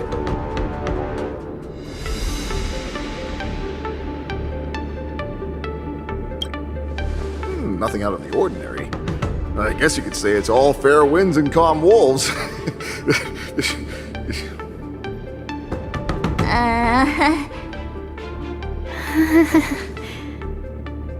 Another awkward pause. I know it. Did you get it? Wolves sounds like waves. It's a funny pun. He's actually explaining his joke. Making things awkward really is my weakness. There are still many guests arriving here. Please be cautious. Understood. The first round of the war dance is about to begin. Are you feeling okay, March?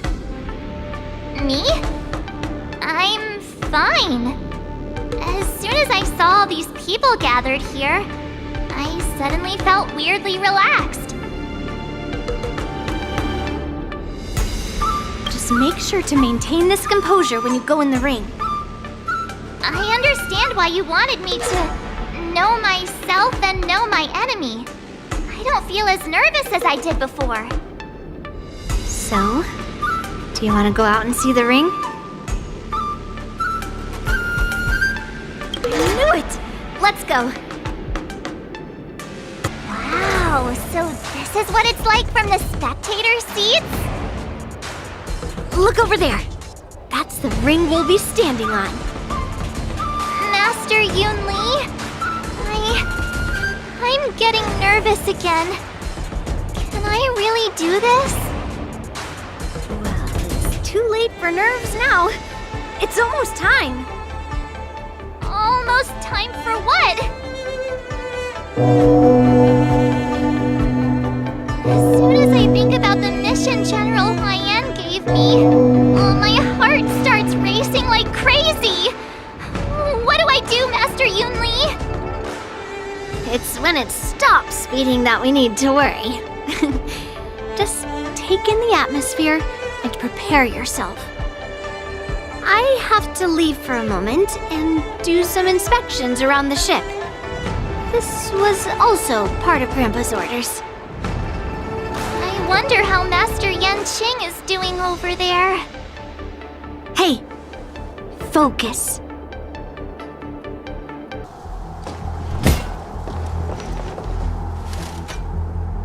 General, report! The teams are in position, and the Skyfaring Commission has taken control of the Starskiff lanes. Activate all side cranes and have them scan everyone coming in and out of the port. Remain vigilant at all times. Any suspicious movements must be suppressed as quickly as possible before the situation gets out of hand. Yes, General!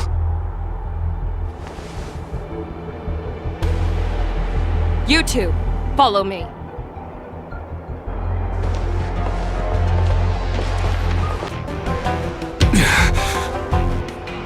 All of you, get out of my way.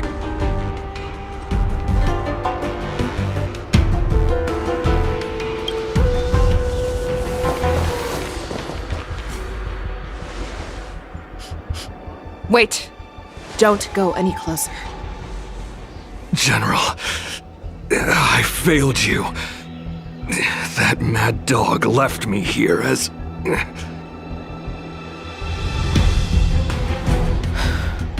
declaration of war. That's right. I've been holding back the urge to slit his throat all this time. Well, Lord Hule ordered us to remain here, just to see. If you, the great Merlin's Claw, mortal enemy of the Borison, are able to join him in a little hunting game. Hunting is not a game. It is a battle of life and death. Are you ready for your death, abomination? Waoza, are you okay?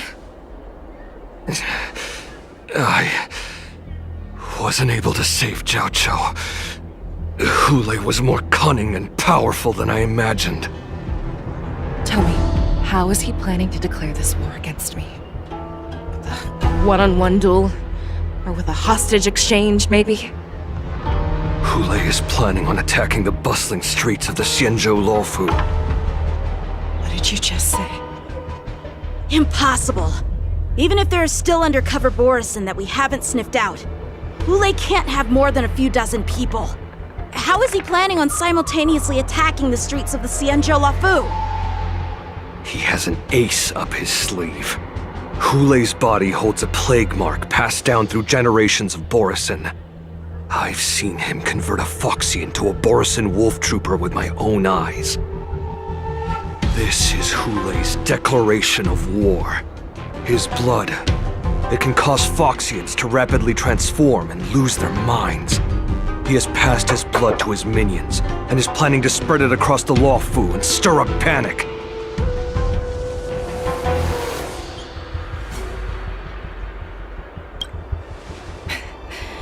He wants to encircle us in one fell swoop. This beast is truly unpredictable. Contact the Skyfaring Commission and the Cloud Knights right away. Have them enforce a traffic ban and order all Foxians to remain indoors until further notice. The moment you see your enemy's declaration of war, it means that they have already begun to take action. But if Hule succeeds in getting this panic to spread... Do you remember what I told you before? Hunting is about thinking the same way as your prey, not just mindlessly chasing after them. What Hule wants is to see everyone on the Luofu descend into panic. He wants to see us lose our minds and waste our limited manpower scouring every inch of the Luofu for signs of an attack until we exhaust ourselves. It's like that party game that the people of the Yaoqing love to play. They hide an object under one of several bowls, then move the bowls around and have you guess which one the object is underneath. The way I see it, this is all nothing more than misdirection. No matter what Hule does, there is one truth that cannot be changed. He is trapped aboard the Xianzhou Luofu. The only way for him to escape is to find a ship.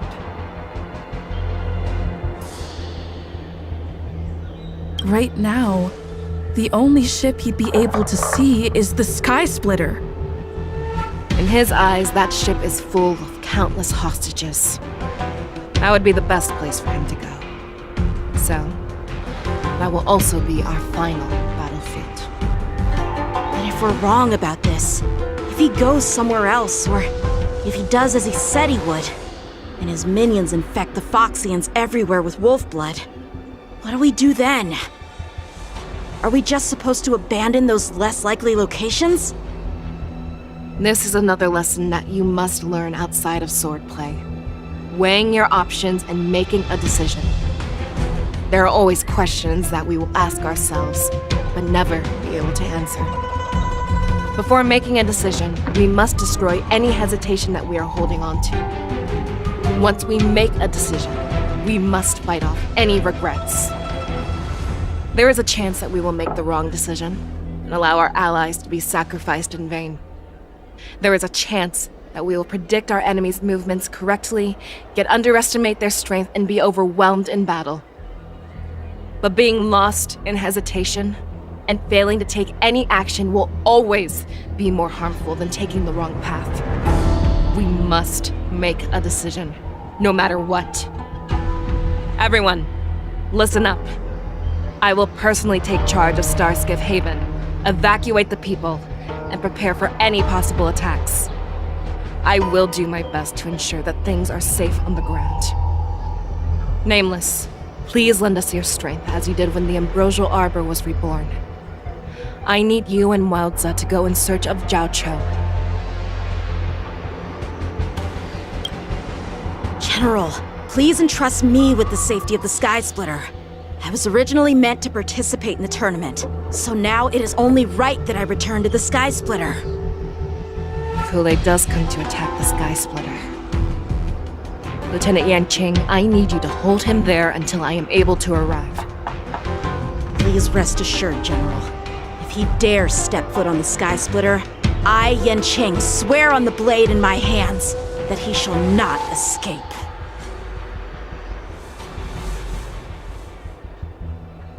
Cloud Knights! The Borson have arrogantly decided to challenge us on Xianzhou territory. They vow that they will unleash a bloodbath along the streets of the Xianzhou. The unarmed civilians of the Xianzhou and countless visitors from afar are under our protection. Let me ask you, as Cloud Knights, will we allow the Borson to succeed with their plan? Be on your guard.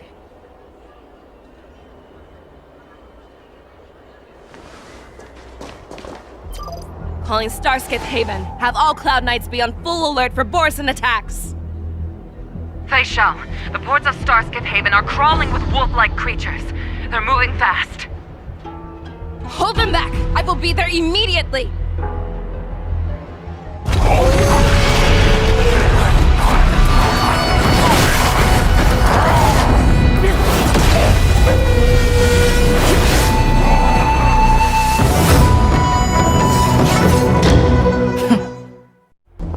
We have cleared out the enemies in Starskiff Haven. But it seems that there are fierce battles being waged at both the Exalting Sanctum and Arum Alley. I will prepare a Starskiff. We cannot allow the fighting to continue. This is now a race against time to stop this farce that Hule has created.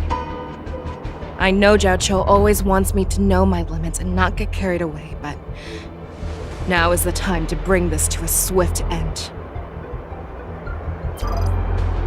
Contact the Exalting Sanctum. Tell them if they see a light in the sky, all units are to retreat immediately. Madam Yukong, lend me your bow!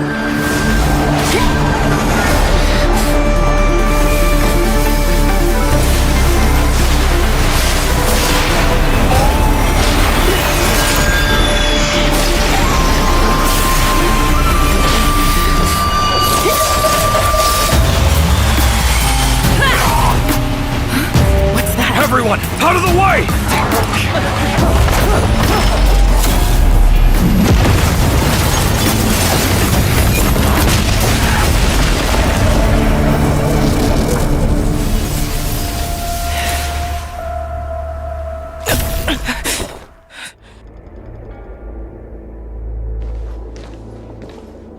Oh, what a mess.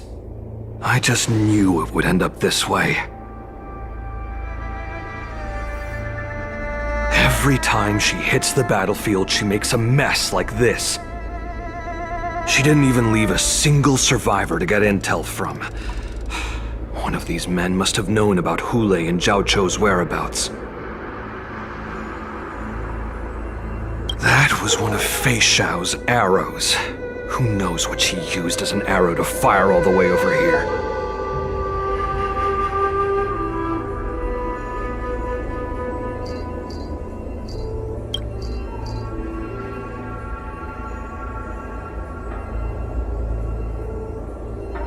Take a good look around.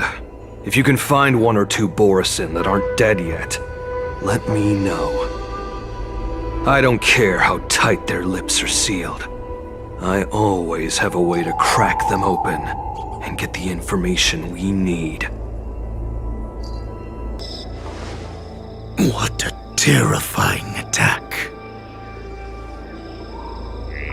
could have imagined that such astonishing strength would lie in the hands of a Foxian war slave? So decisive, so brutal. She is more like a descendant of Duran than we who have fallen to our current state. No wonder the Warhead has his eyes on her.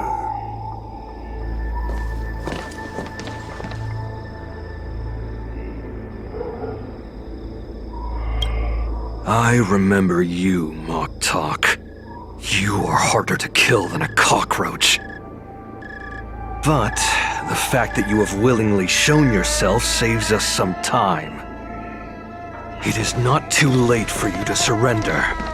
Tell me, where are Hule and Jiao Cho?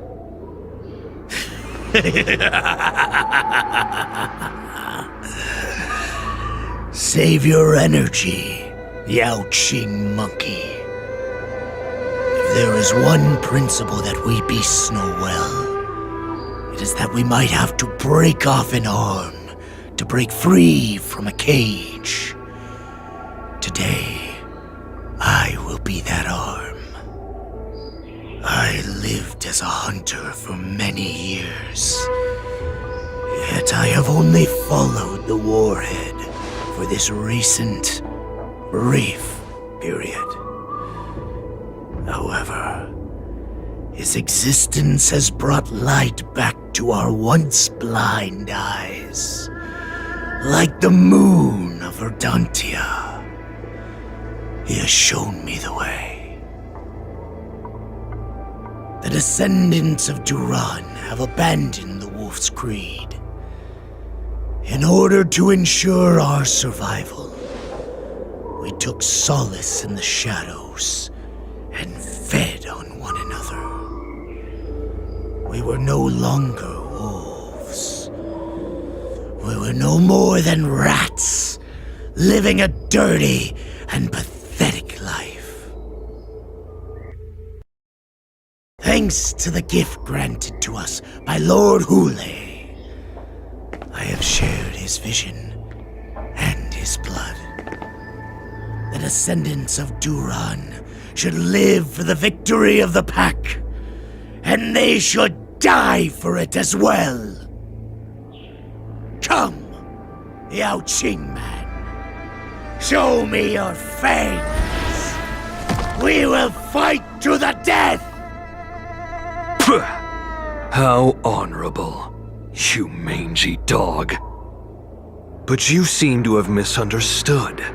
There will be no fair one-on-one duel. Let's see how tough you are once we've put you down.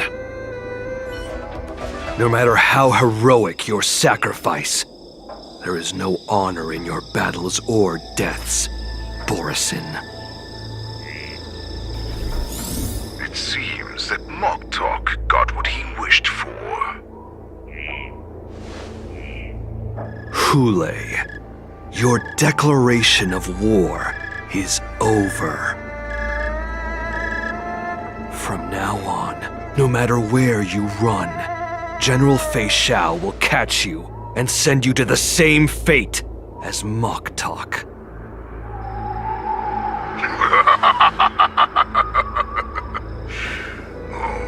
Your tongue is sharper than your claws.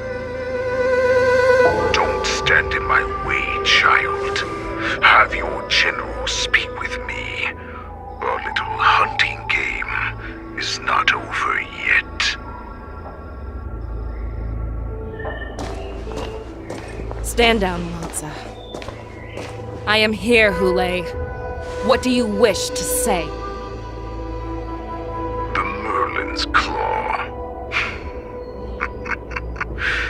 Though we have never met on the battlefield, I have heard many interesting things about you from both my men and your healer. The people of the Xianzhou must be quite brave to allow a Foxian war slave with Borisin blood to ascend to the position of general.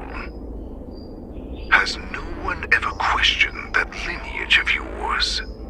Or could it be that your grand achievements were enough to convince everyone to keep their lips sealed? Claiming to have family ties with the enemy sounds to me like an attempt at asking for mercy. Hule, are you begging me for mercy?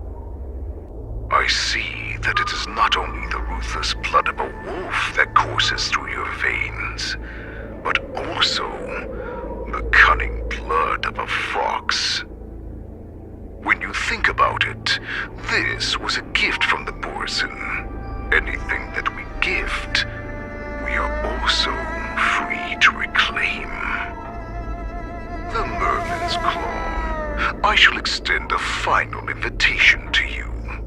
I will be waiting for you on the Sky Splitter. Before you arrive, I will slaughter all in sight, allowing the crimson moon that has fallen dim for over 700 years to once more come to life. I will illuminate this ship with the sheen of blood and show everyone just how weak and powerless the Xiangzhou is. Then, I will pilot this ship through every blockade and barrier you have prepared and begin my journey home. This ship shall be the flagship for the Borison Resurgence. Before I finish these tasks of mine, you have a chance to stop me or die at my hands.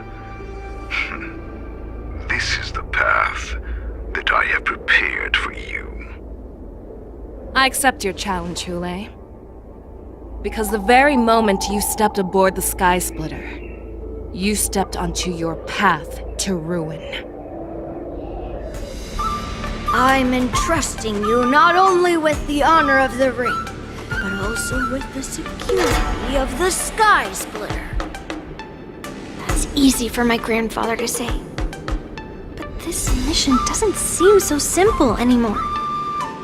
The first round of the tournament is about to begin. I wonder how Yanqing and the others are doing. According to the plan, I should seek out the Cloud Knight soldiers aboard the Sky Splitter and see if they've discovered anything. Is that you, Miss Yunli? If there's anything that I can help you with, please let me know. We haven't noticed anything out of the ordinary yet. Very good. Although, there is one thing I want to confirm with you. Unfortunately, we don't have any means to distinguish between Borison and Foxians. However, you can rest assured that the Cloud Knights are working hard to investigate the source of forged identities. All Cloud Knights on the Sky Splitter have their own responsibilities and wouldn't dare neglect their posts. March 7th and I could already tell. It's clear that every Cloud Knight soldier we've met on the Sky Splitter is an elite warrior. Your timing is perfect, Miss Yunli. We actually just received an emergency boarding request. An emergency boarding request? It wasn't on the Sky Splitter Starskiff registry, but all the documentation checked out. Who would be boarding the ship at this time? Where are they? I'll go check it out. The Starskiff is using the contestant docking bay. Would you like me to lead the way? No need. You have your own duties to take care of. I will be fine by myself. Routine inspection! All passengers, please prepare for an inspection!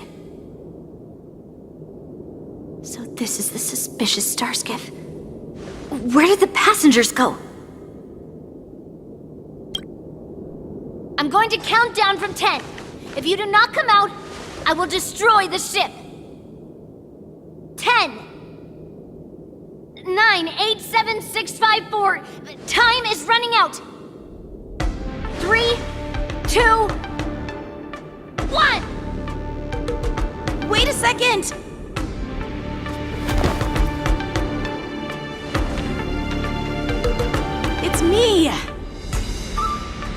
just a routine inspection. You weren't actually going to blow up the ship, were you? Is that also some kind of Zhu Ming custom?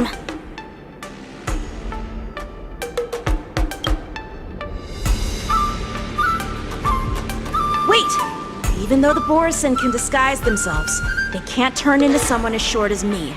Put your sword away. Didn't little Yanqing claim he was going to give up being the ringmaster and go on the hunt instead? Help shoulder the general's burdens? The Borisin on the ground suddenly launched an attack. General Fei Xiao was concerned that this was all a diversion by Hulei, so I requested to come to the Sky Splitter and provide support. Can't believe you ended up back here on the Sky Splitter after running around all over the place. But you're too late to enter the tournament now. Following Grandpa's plan, our disciple March is taking your place as ringmaster. Aren't you proud of her? When I first heard the news, I was definitely proud, but also a little concerned. More manpower is always a good thing, since the Sky Splitter is so large. Oh, and by the way, you should know that... What's happening?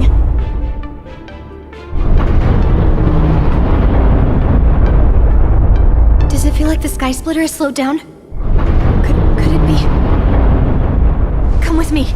We need to check the engine room. It's the heart of the ship, so we need to prioritize its safety.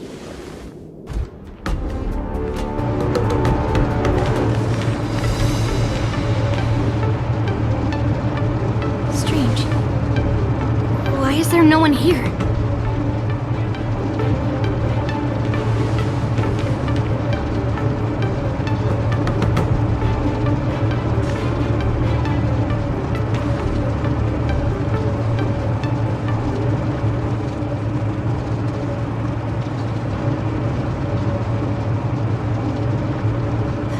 Cloud Knights. They're over here.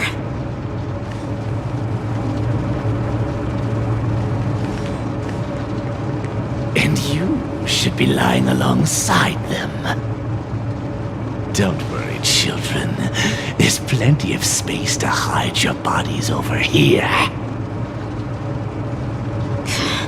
Even though I truly hoped that the war dance would go ahead uninterrupted, and that I was worrying for no reason. Now that these guys have finally shown up, it's a huge weight off my mind. Bring it on, you abominations! If we found 2 wolves in the engine room, that means that even more abominations have infiltrated other areas. Hulei is already aboard the Sky Splitter!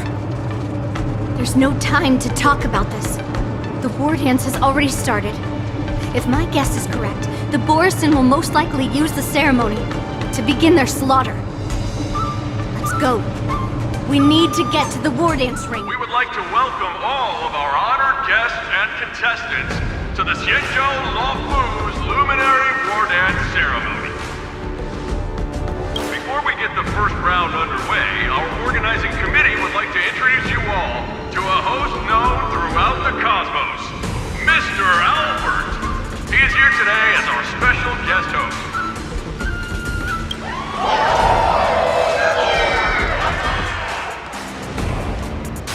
Let us invite our special guest host, Mr. Albert, to the stage to formally open the war dance.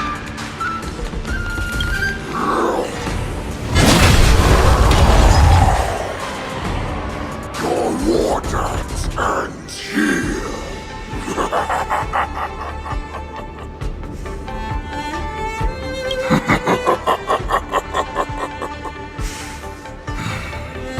From this moment on, the Sky Splitter belongs to me. And for you, dear spectators, I have prepared a true fight to the death. Now, run for your lives! My apologies. The spectators that you were expecting aren't here. Everyone here actually came to see you. Cloud Knight, prepare for battle!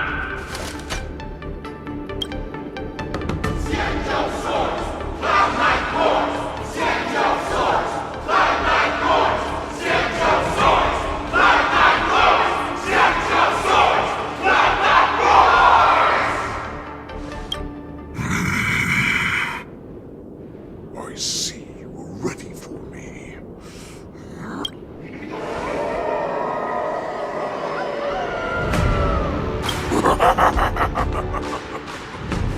That's fine too. Since you have all prepared for your deaths, come, give me all you've got. Entertain me! Surround your enemy, but leave one side open. This is your strategy for ensuring that the war dance will be able to be held as usual? Precisely. When Hule escaped, we should have cancelled the war dance immediately.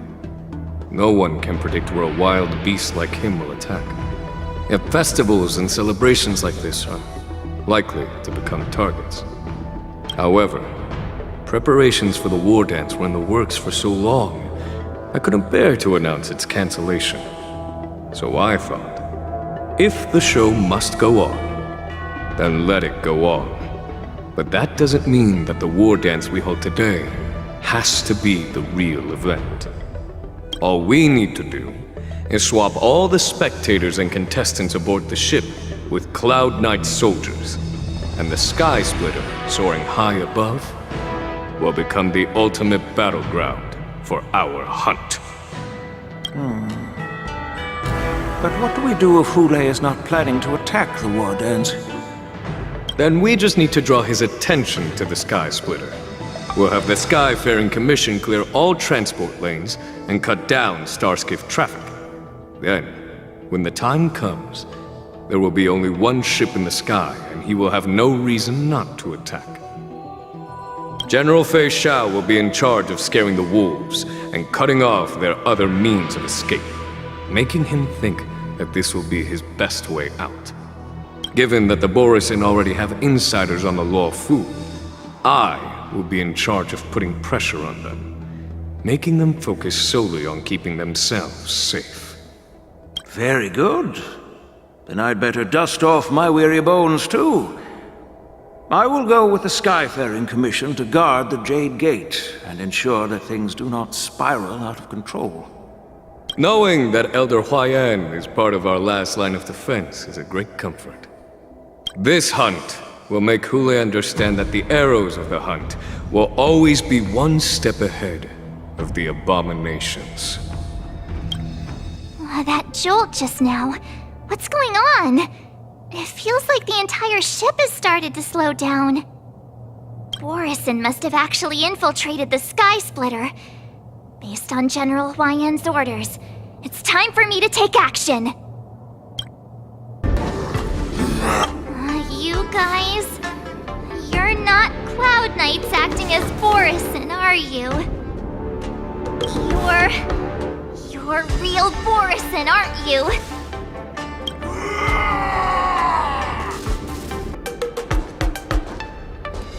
Master Yanqing! What are you doing here?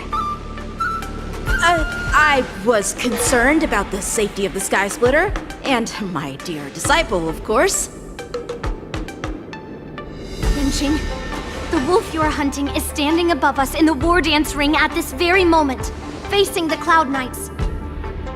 This war dance will not be seen by the people of the Xianzhou, nor will it be just a ceremonial sword fight. This is a battle to the death that offers no honor, only mortal danger. March. Are you ready?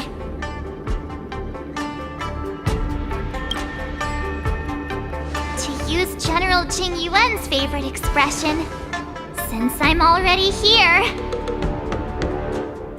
Yun Li, Miss March, may your blades be sharp, and your victories glorious.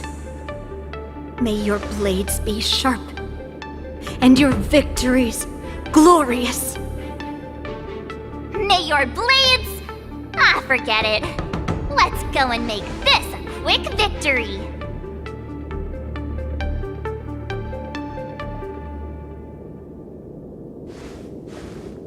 Let's go. So feeble. Such weakness is truly pathetic.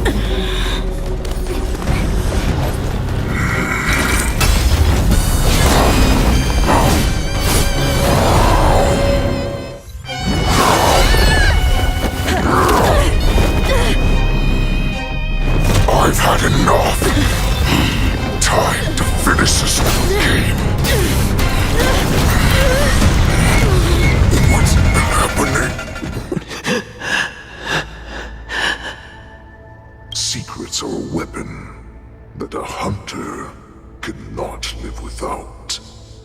Those that have no secrets are no more than prey, cut open and waiting for death. What you're saying is, in your eyes, I am no more than prey that has exhausted all of its secrets and is simply awaiting its death. Do you think you have some other escape route? Oh, Jiao Cho, I have already peeled back your disguises and defenses, layer by layer. I know all the secrets that you and your general have buried so deep. But you have told me all of your secrets too, Warhead.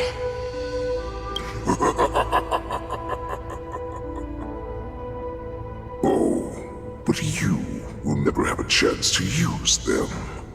You will be buried with them right here, although you are a fortunate one. After all, you will avoid having to see the tragic future that awaits your general. I'm sure she understands her fate far better than you ever will. One day on the battlefield, she will be overpowered by her ever-intensifying moon rage, and finally be torn apart by her fury and transformation. Not even your god can save her from this fate, although they can lead her to liberation. And the only way to save her is here, in my hands. Are you the healer? Or am I? Are you really that certain of your own judgment? I must leave, Foxian. But before I go, you know what I must do, don't you? Drink blood wine. I hear it is a Borisin custom to kill prisoners and drink their blood before battle to stir up their madness. You really did put hard work into researching us. It is a shame that this is where your journey ends. Are you the healer, Jiao Cho? Is there anything that I can do for you? I heard that you saved me. There's no need to thank me. If you're a healer, can you cure my moon rage? And what if I can? Do I just sit back and watch as you head back out to die in battle? Listen to me, child. Your condition is not suited for the battlefield. Okay, then can you cure war? What are you talking about? I'm just a healer. All I can do is... So all you can do is heal us and let us go cure war. Such arrogance, young lady. This war has been waged for thousands of years, and it will only continue. What do you mean by cure war? All you will achieve is getting yourself killed. You healers work yourselves to the bone to save people, even though there will always be sickness and death. So we will also keep fighting. I cannot speak for the dead, but I know that General Yueyu, as well as all the warriors that never returned from battle, will not have died in vain.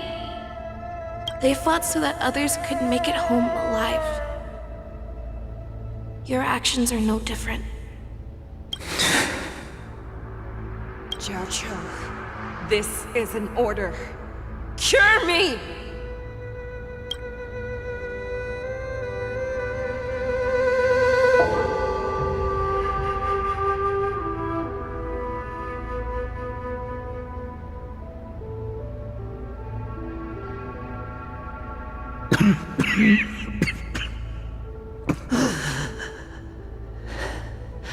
Those who have no secrets are no more than prey.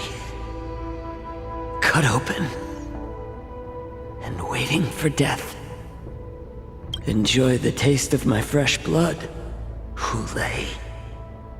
Unfortunately, I am not a man without secrets. I still have one little secret hidden up my sleeve. Tumble dust. I drank it a while ago, and the poison is already flowing through my veins. Sooner or later, you will begin to feel the effects. If the most lethal poison known to this world is able to save innocent lives, then it can also be called a great medicine. I will do my best to cure you. Fish out. I kept my promise. At the cost of this insignificant life. Bring victory to the Yaoqing.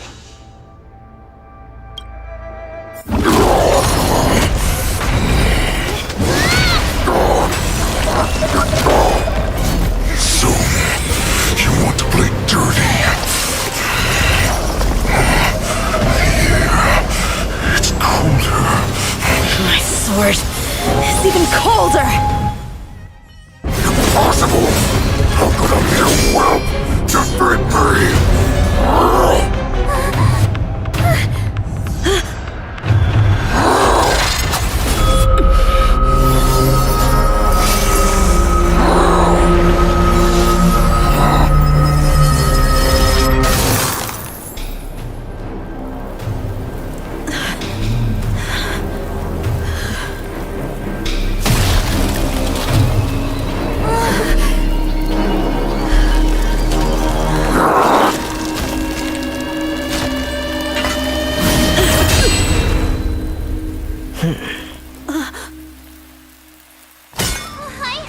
I was so scared. I thought you were a goner there.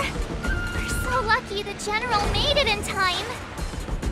Yanqing, that was amazing. That final blow you dealt to Hulei. How have I never seen that before?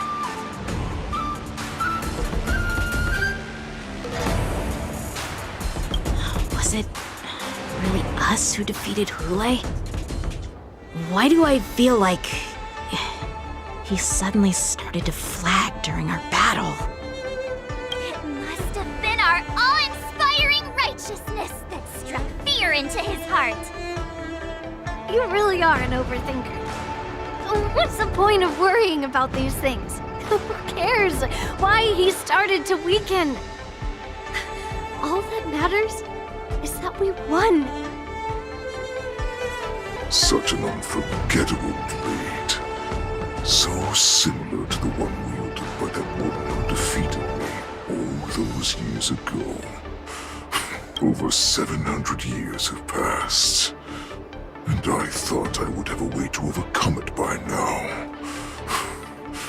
But in the end, my fangs and claws were too slow.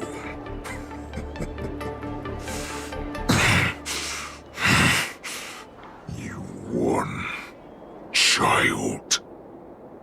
Stop struggling, Hulei. There's plenty of time for you to be tortured by your regrets when you go back to the shackling prison. Yes, I was defeated, but this was not unexpected. And regardless, you still showed your face, Fei Xiao.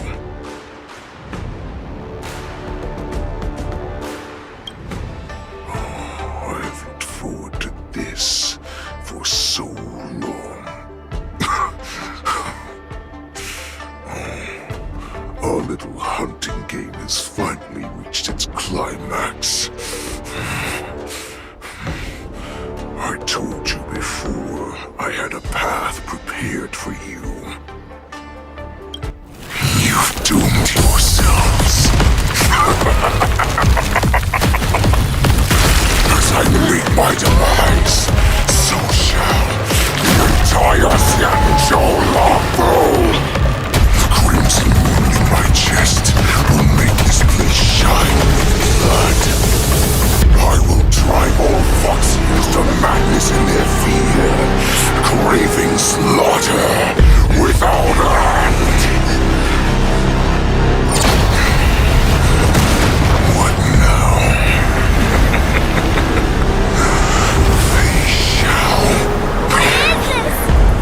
is the heart of the Borisin warhead, a product of the plague mark. I'll leave the next part to you.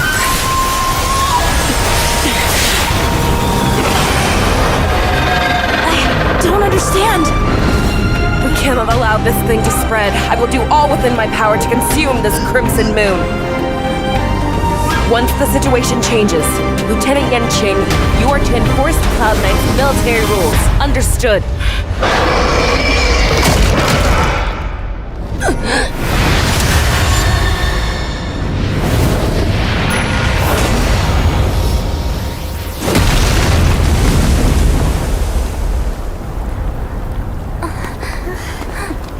General!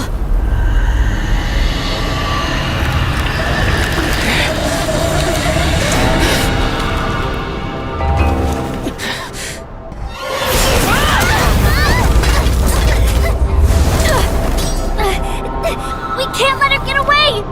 But do we stand any chance at all?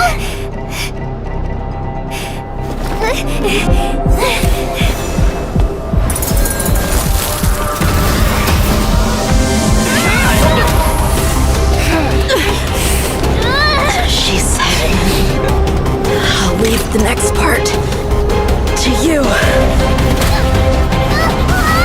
She put her faith in us! I promise. I will cure you. Fei Shao. No one can live forever, Zhao Chao. This time, I must break my promise.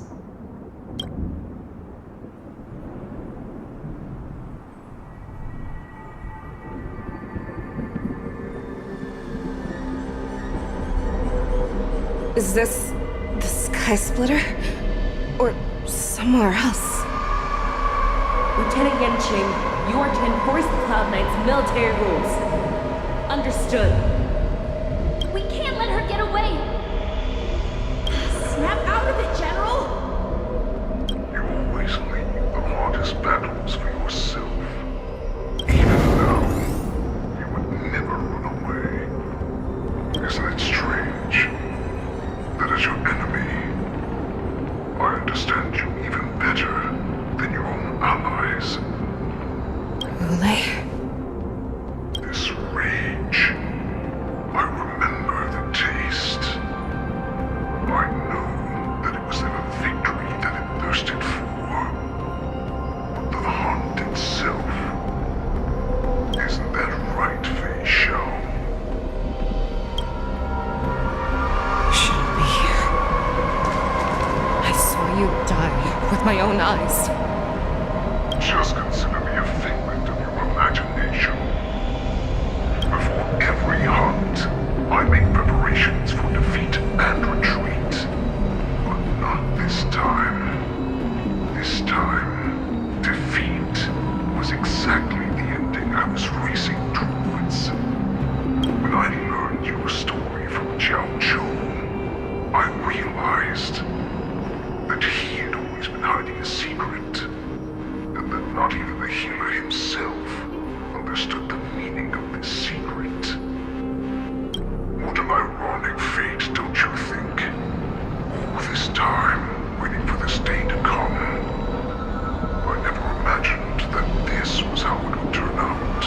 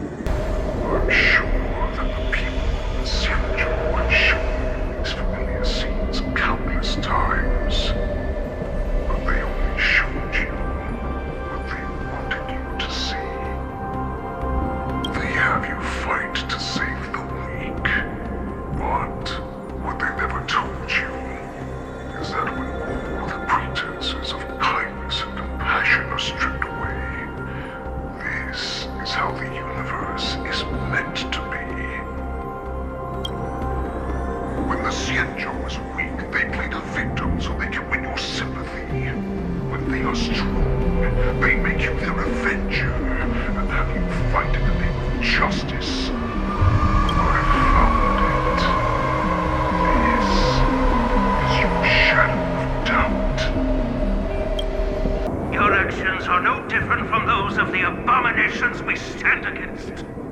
At the end of the day, it is the blood of the abominations that runs through your veins. One day, you will become enemy of the Alliance. Cloud Knights, formation! You went to the arms of your new master's army without hesitation. You thought that you had found freedom, respect, and recognition. But you were wrong. They know all too well that a wolf will always be a wolf. Now your greatest fear is about to come true. You have become an enemy of the Xianzhou. This is your fear. It's time to turn to the Pack Fei Shao.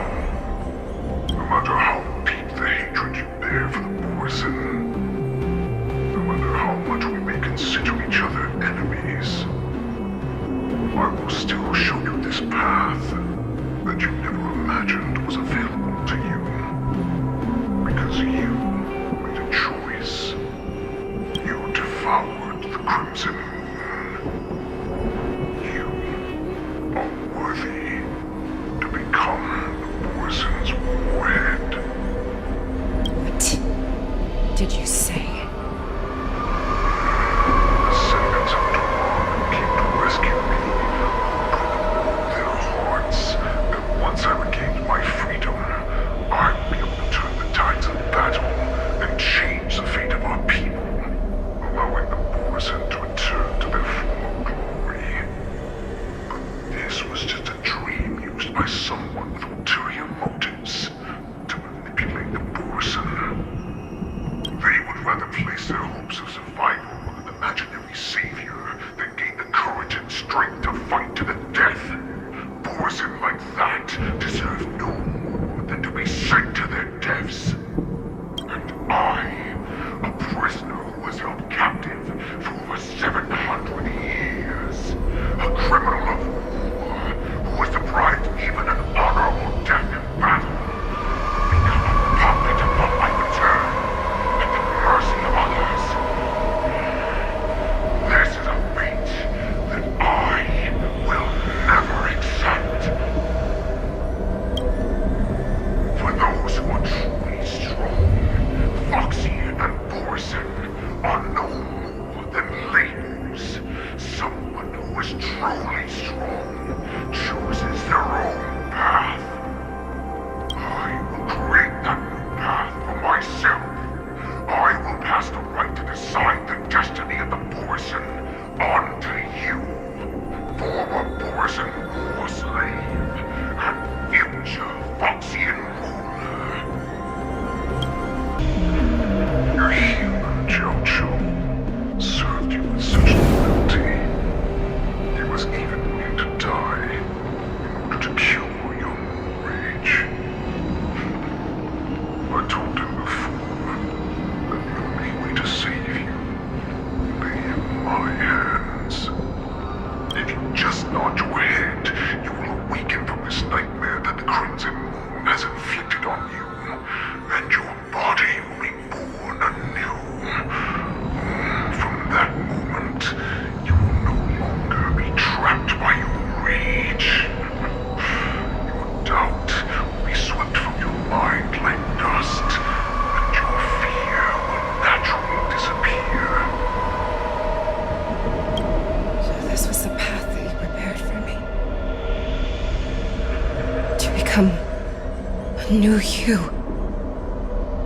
That's right. We are so similar after all. We are both monsters that were born for war, and will die for war. I'm sure my answer doesn't need much explanation. I refuse.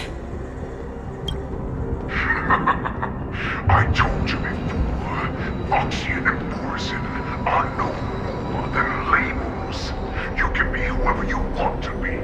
You can do whatever you want to do. Except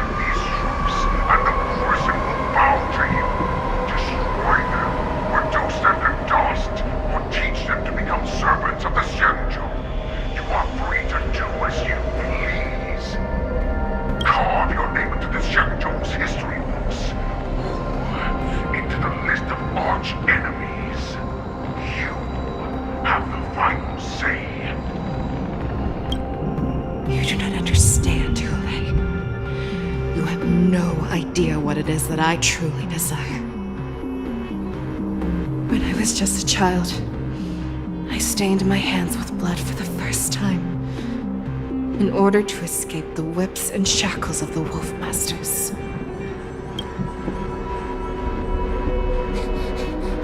Nirgal, don't stop! Keep running! I can't run anymore. Saran, are they catching up? They're still behind us. Don't stop! Nirgal, look up! Look at that light in the sky! That's a shooting star. It's shining down on us. If we just tell it our wish, we can have our freedom. We will all be able to escape. We'll win our freedom and then share it with our cooler brothers and sisters. So you have to run. Quickly! We can do it! We can escape!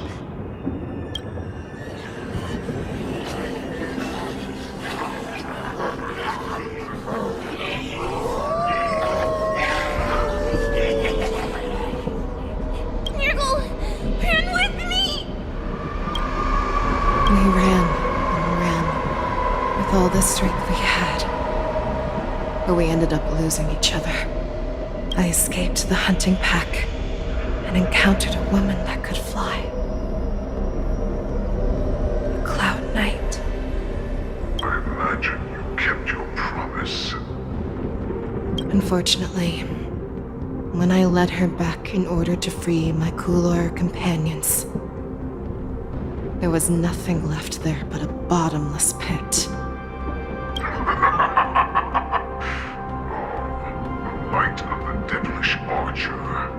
A star of calamity that strikes the ground and leaves only devastation in its wake. In the years that followed, I followed the trail of that light alongside my Cloud Knight allies, and saw it fall countless more times. Gradually, I came to understand. That light was not some shooting star that carried wishes and aspirations. Each Lux's arrow meant that countless lives in a helpless world were about to be obliterated. I prayed to the god of the skyboat that I would never have to witness one of these shooting stars fall again. But they ignored my prayers. That's right. They never answer us. They just let us loose in this world to massacre each other. That is why the fierce battle between us has raged to this day. And the gods who inevitably cry, who watch silently from above, refuse to listen to the prayers of mortals. We have no choice but to fight for our own desires. Do you understand now, Saran? You and I are similar in more ways than you think.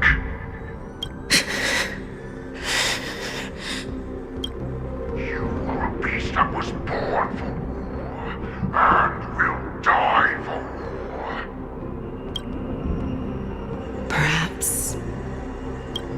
So, what is it that you yearn for, Hule?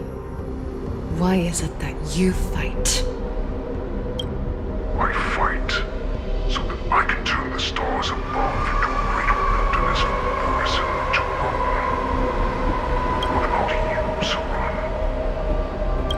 I fight so that one day I will never have to witness another shooting star falling to the ground. So that just one more person can live and return to the Yaoqing alongside me.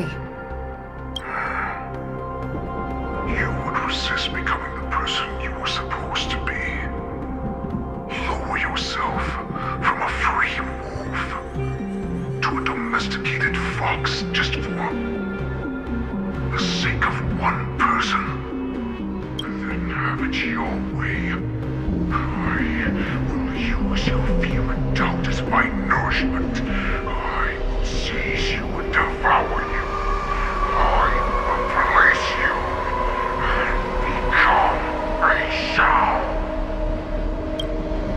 We are so similar. Both monsters that were born for war and will die for war. You were right when you said that, Hule. So, I shall pray to the heavens.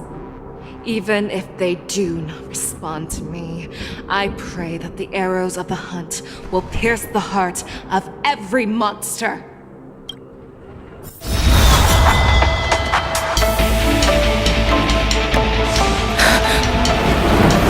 Do you see me, shooting star?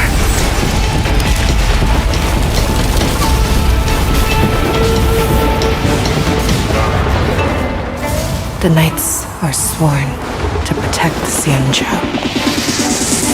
I will uphold this vow until my very last day.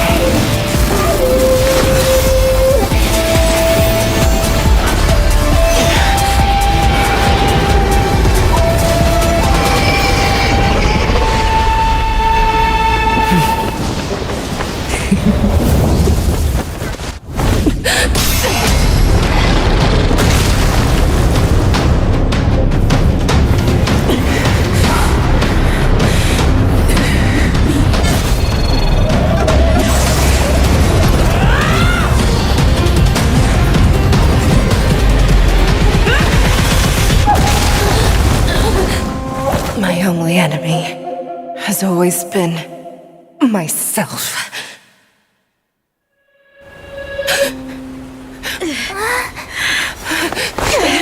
General! General, you're awake.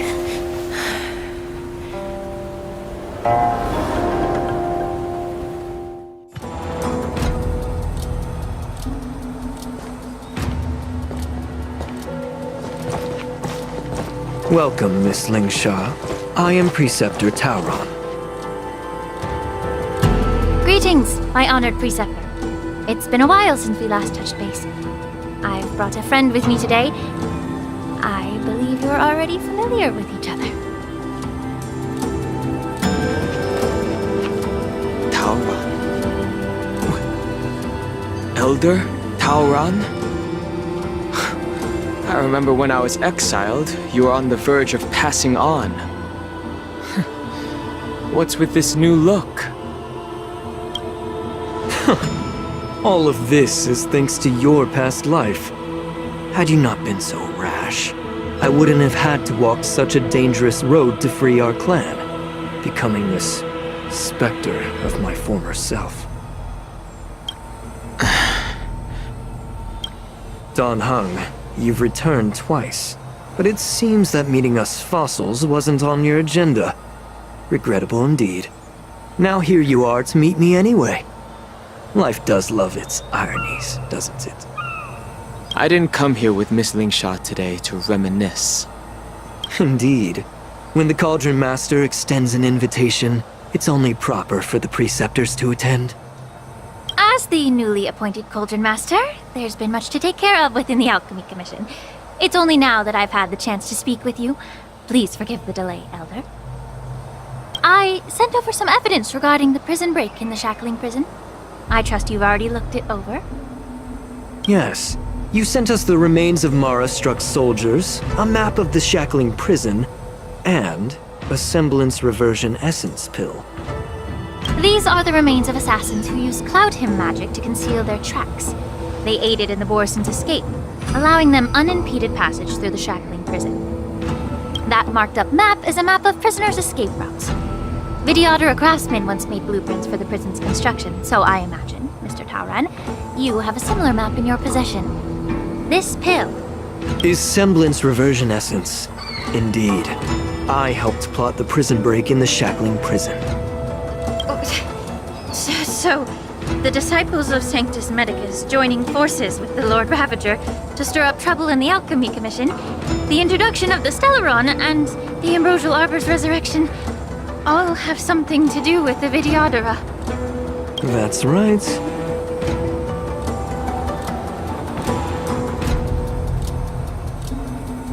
You were sent here by the General to hear my confession, weren't you? If there's even a shred of empathy in you, you should understand the reasons behind everything I've done. Ever since the sedition of Imbibador Lunae, the population of the Vidyadhara has dwindled. With the High Elder exiled, a few of us preceptors had to do what we could to turn the tide. My methods might have been drastic, perhaps even incomprehensible. But it was all for one cause: the survival of the Vidyadhara. Yet, the Xianzhou natives zealously forbid any plague marks and did nothing while the Vidyadhara suffered. Danheng, Lingsha, as Vidyadhara, you should understand the desperation behind my actions. All I've tried to do is to ensure our survival. I'm well aware of the challenges the Vidyadhara face. Fighting for survival isn't a sin. But Elder, your actions have gone beyond mere survival. You've become a beast driven solely by the propagation, devoid of even a hint of empathy. Oh. Despite calling ourselves a noble draconic bloodline, at our core, we're merely bipedal beasts. The survival of our kind is paramount. If I hadn't resorted to beastly actions, the Vidyadhara might not even exist. The sages show no mercy, as the old wisdom goes. When the High Elder abandoned our people's survival, I had to shoulder the world's sins alone. Lingsha, Danheng, the past is behind us, but the future of the Vidyadhara still lies within your grasp. The situation on the Xianzhou Luofu has changed rapidly. As Vidyadhara, we must unite in purpose and avoid the mistakes of the previous Imbibador Lunae. I was initially skeptical about the Vidyadhara's betrayal of the Alliance. But after hearing your confession, I realized that there is no point in talking about trust. Breaking the covenant of our alliance will bring war upon the Vidyadhara. Even if we are able to have offspring again, what difference will it make? Once my plan succeeds, the Alliance will see the Vidyadhara as their saviors, because both parties ultimately share the same interests.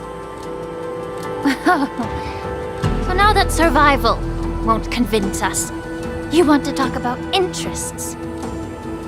For 1,000 years, the Alliance has been engaged in brutal warfare against the denizens of abundance. Yet victory has remained beyond reach. Have you ever wondered why? Should the Alliance emerge victorious, they will inevitably become the next denizens of abundance. However, if they suffer defeat, the Alliance will face extinction. Thus, the Alliance has deceitfully upheld this precarious balance. However, I have a way to escape from this dilemma. The Alliance's path to salvation lies within the secret of dragon transmutation. Imagine if there were a way to transform other life forms into Vidyadhara. The Alliance would then possess an endless stream of soldiers and would not need to worry about casualties. Once the war ended, these soldiers would cease reproduction, eliminating concerns of overpopulation. This is the way to salvation for the Xianzhou Alliance. The ultimate path to end the universe's suffering under the immortality plague. Only we, the Vidyadhara, can achieve this. So, you relied on this rhetoric to manipulate the ignorant members of the Vidyadhara into serving you. I am deeply disappointed in you, Elder. Your thoughts and intentions are completely devoid of empathy. Cloud Knights! Hold it!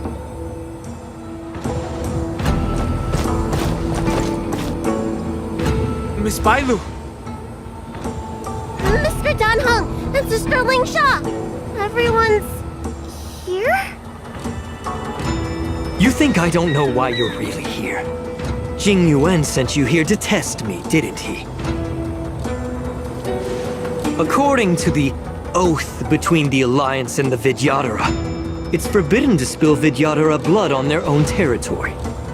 Are you all ready to violate this oath in the presence of the Luofu's High Elder? Dragon Lady, no need to panic.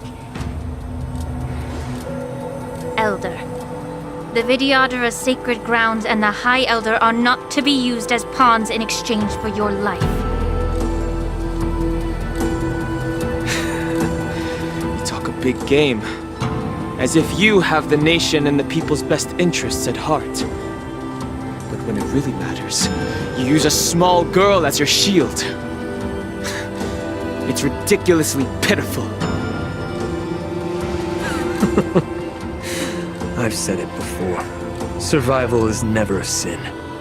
We are all Vidyadhara, so you should understand my intentions. And as a Vidyadhara, I will leave for you a dignified solution. Leave the Scale Gorge waterscape immediately, and appeal to the top echelons of the Alliance. Let the 6 charioteers hold a trial, and sentence me to exuviation and rebirth. I see right through your plans, Mr. Tauron. Vidyadhara Rebirth erases past crimes, but I'm well aware of the Preceptor's dirty tricks during Rebirth. You might not be you, but you will still be you. I won't forgive myself for past sins under the pretext of knowing nothing, nor will I allow you to evade accountability. Dan Heng, I've always disliked your inability to see the bigger picture. Rebirth hasn't changed you one bit. Miss Bailu, as High Elder of the Lawfu Vidyadhara, please share your thoughts at this moment. I don't want to stay here. I'm tired of being pushed around. I'm not some puppet to be controlled. Please, take me away with you. I understand. As the oath dictates, members of the Alliance are forbidden from harming Vidyadhara here. But I have long since severed ties with the Alliance.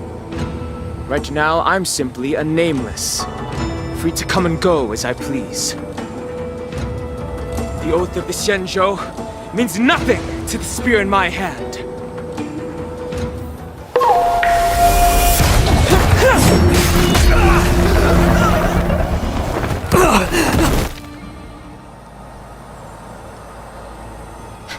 Dragon Lady, are you all right? I'm fine. Thank you for rescuing me.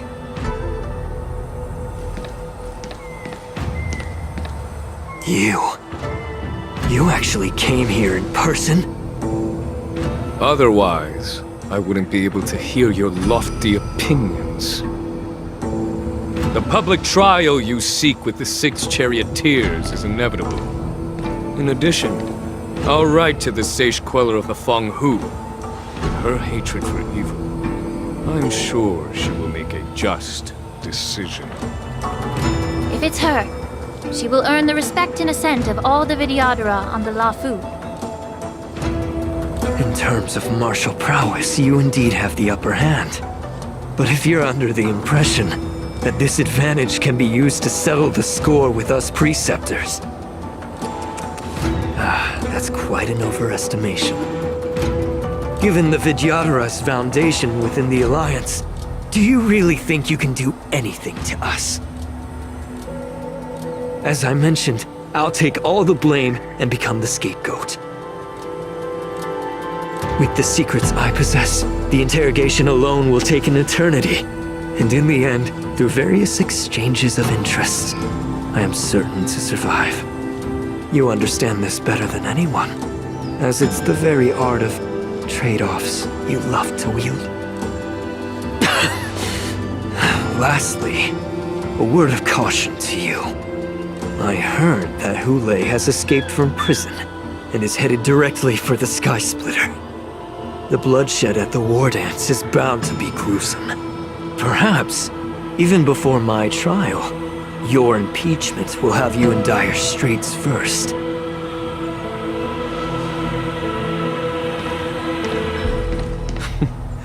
Regrettably, Mr. Tauron, the Sky Splitter only hosted Cloud Knights today. No audience. And just moments ago, Hule was executed by the Cloud Knights.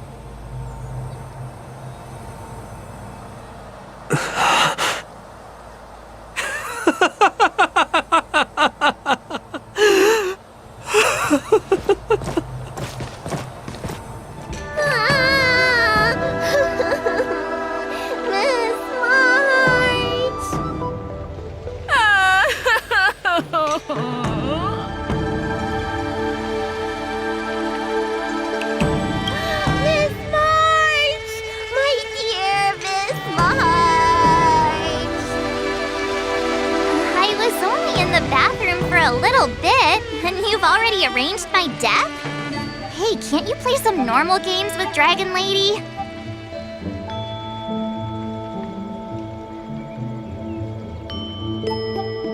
Are you amused? Alright, enough playing. It's time to visit my masters. The infirmary is right over there. You can go by yourselves. Oh, come back and visit me when you have time. Next time, let's not play overly realistic make-believe with this doofus, okay? Well, there's not much I could do. General Fei Xiao didn't really give me any chance to shine during this wolf hunt operation. If I had been in the ring, I could have knocked down 10 Huleis with just one strike. You sound exactly like Master Yanqing. But for now, both he and Yun Li have been forced to go to the Alchemy Commission for some well-needed rest. I'm the least accomplished in swordplay, but I came out unscathed. I really ought to thank my masters for taking all the blows on my behalf. Look who's here. The beloved Trailblazer and the charming March 7th. You came to the Alchemy Commission today. Oh, I get it. You are here with March to visit her masters, aren't you? Exactly. How are my masters doing at the moment? Unfortunately, only one master is here.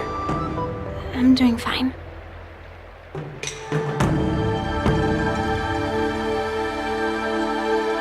Hey, watch your words! Don't you jinx my master! His injuries weren't that severe. But, well, he'll still need some more time to rest. Considering the intense battle with Hule, and then with General Fei Xiao, the rigorous sparring session with her. His small body couldn't take it anymore. Master Yun Li, didn't you also engage in combat? The little babies from the Luofu just don't have the resilience that us kids from the Zhuming have. I heard from Moza about the tough battle against the wolf troopers.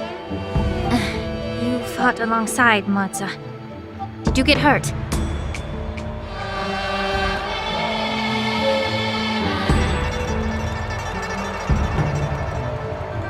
I can guess why.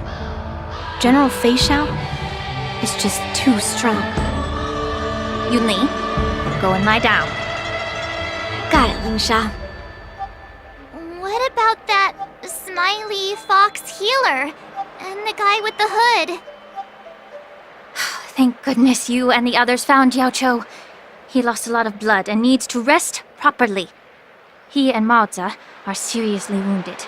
I've had to forcibly confine them to the Alchemy Commission. All three from the Yaoqing are critically injured. But fortunately, the Xianzhou Laofu has a miraculous healer lady. It's a silver lining in this misfortune.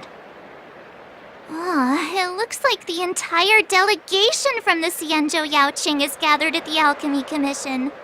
Why don't we go see General Fei Xiao and bring her some fruit? I would normally say no, because they need to rest. But, alas, what can you do when the two of them have a leader who's just as restless? General Fei Xiao just slipped out of the recovery room. She thinks she's so sneaky, but I know everything that happens in the Alchemy Commission. If you're looking to meet her, the luminescent depths might be your best bet. I spotted her heading that way earlier. The sound of those footsteps. They must belong to General Fei Xiao. out and about, despite the doctor's orders. What a coincidence. Someone else who refuses to listen to the doctor's orders. Well, being a doctor myself, I don't think my knowledge of my own body is inferior to the Dragon Lady's. The healer does not heal himself. Don't try to act tough in front of me. I'm sorry, Jojo. I didn't expect you to use poison that way. What a miscalculation. If only I'd found you sooner. If only I hadn't sent you to the shackling prison. The way you're speaking, is this really the Fei Xiao I know? Or could it be a Borisin assassin, imitating your voice to take my life?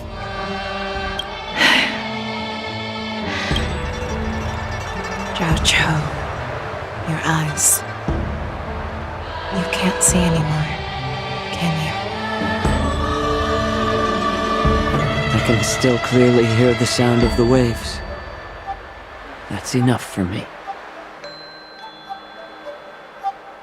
Don't blame yourself. You know what I'm more concerned about? Has your body had any changes since you swallowed the Crimson Moon? I'm not sure. There don't appear to be any changes. However, the many doubts that once plagued me have dissipated.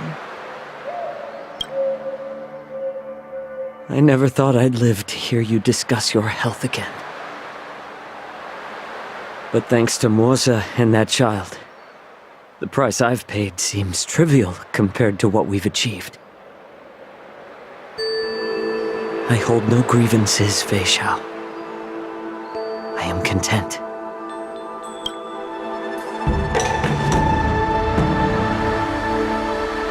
I don't know how to offer words of comfort, nor do I know much about curing others' ailments. I am just a warrior, so my pledge to you is simple. An eye for an eye. So you were here too. In this vast universe, there's bound to be someone who can heal your eyes. I'll find them. But until then... The threat behind all this chaos needs to be dealt with. You must already have some ideas. Let them out. The resurgence of the Sanctus Medicus and the gathering of the Borisin are merely distractions orchestrated by an unseen force, meant to divide the Alliance's attention. Unfortunately, they picked the wrong fight this time. Once we return to the Yaoqing, I'll personally lead the Verdant Knights into battle. I vow to take down a Lord Ravager and teach the Ruined Legion the true meaning of hunt.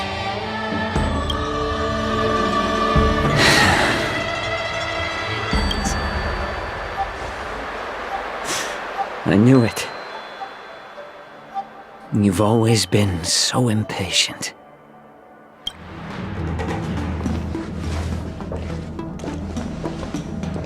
I apologize for my tardiness once again.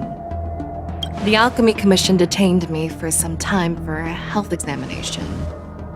They released me only after ensuring I was in good condition. General, seeing you safe and sound puts our minds at ease. Ulay's escape caused significant upheaval and forced the war dance to be put on hold. A truly unforeseen disaster. Fortunately, the younger generation showed their valor. They bravely tackled the crisis, putting an end to the disaster and providing a glimmer of hope in a dire situation. Before Master Diviner Fu Xuan's departure for the Yutre, I consulted with her about the war dance. She left a note stating, "The hexagram oscillates between thunder and heaven, a sign of great power.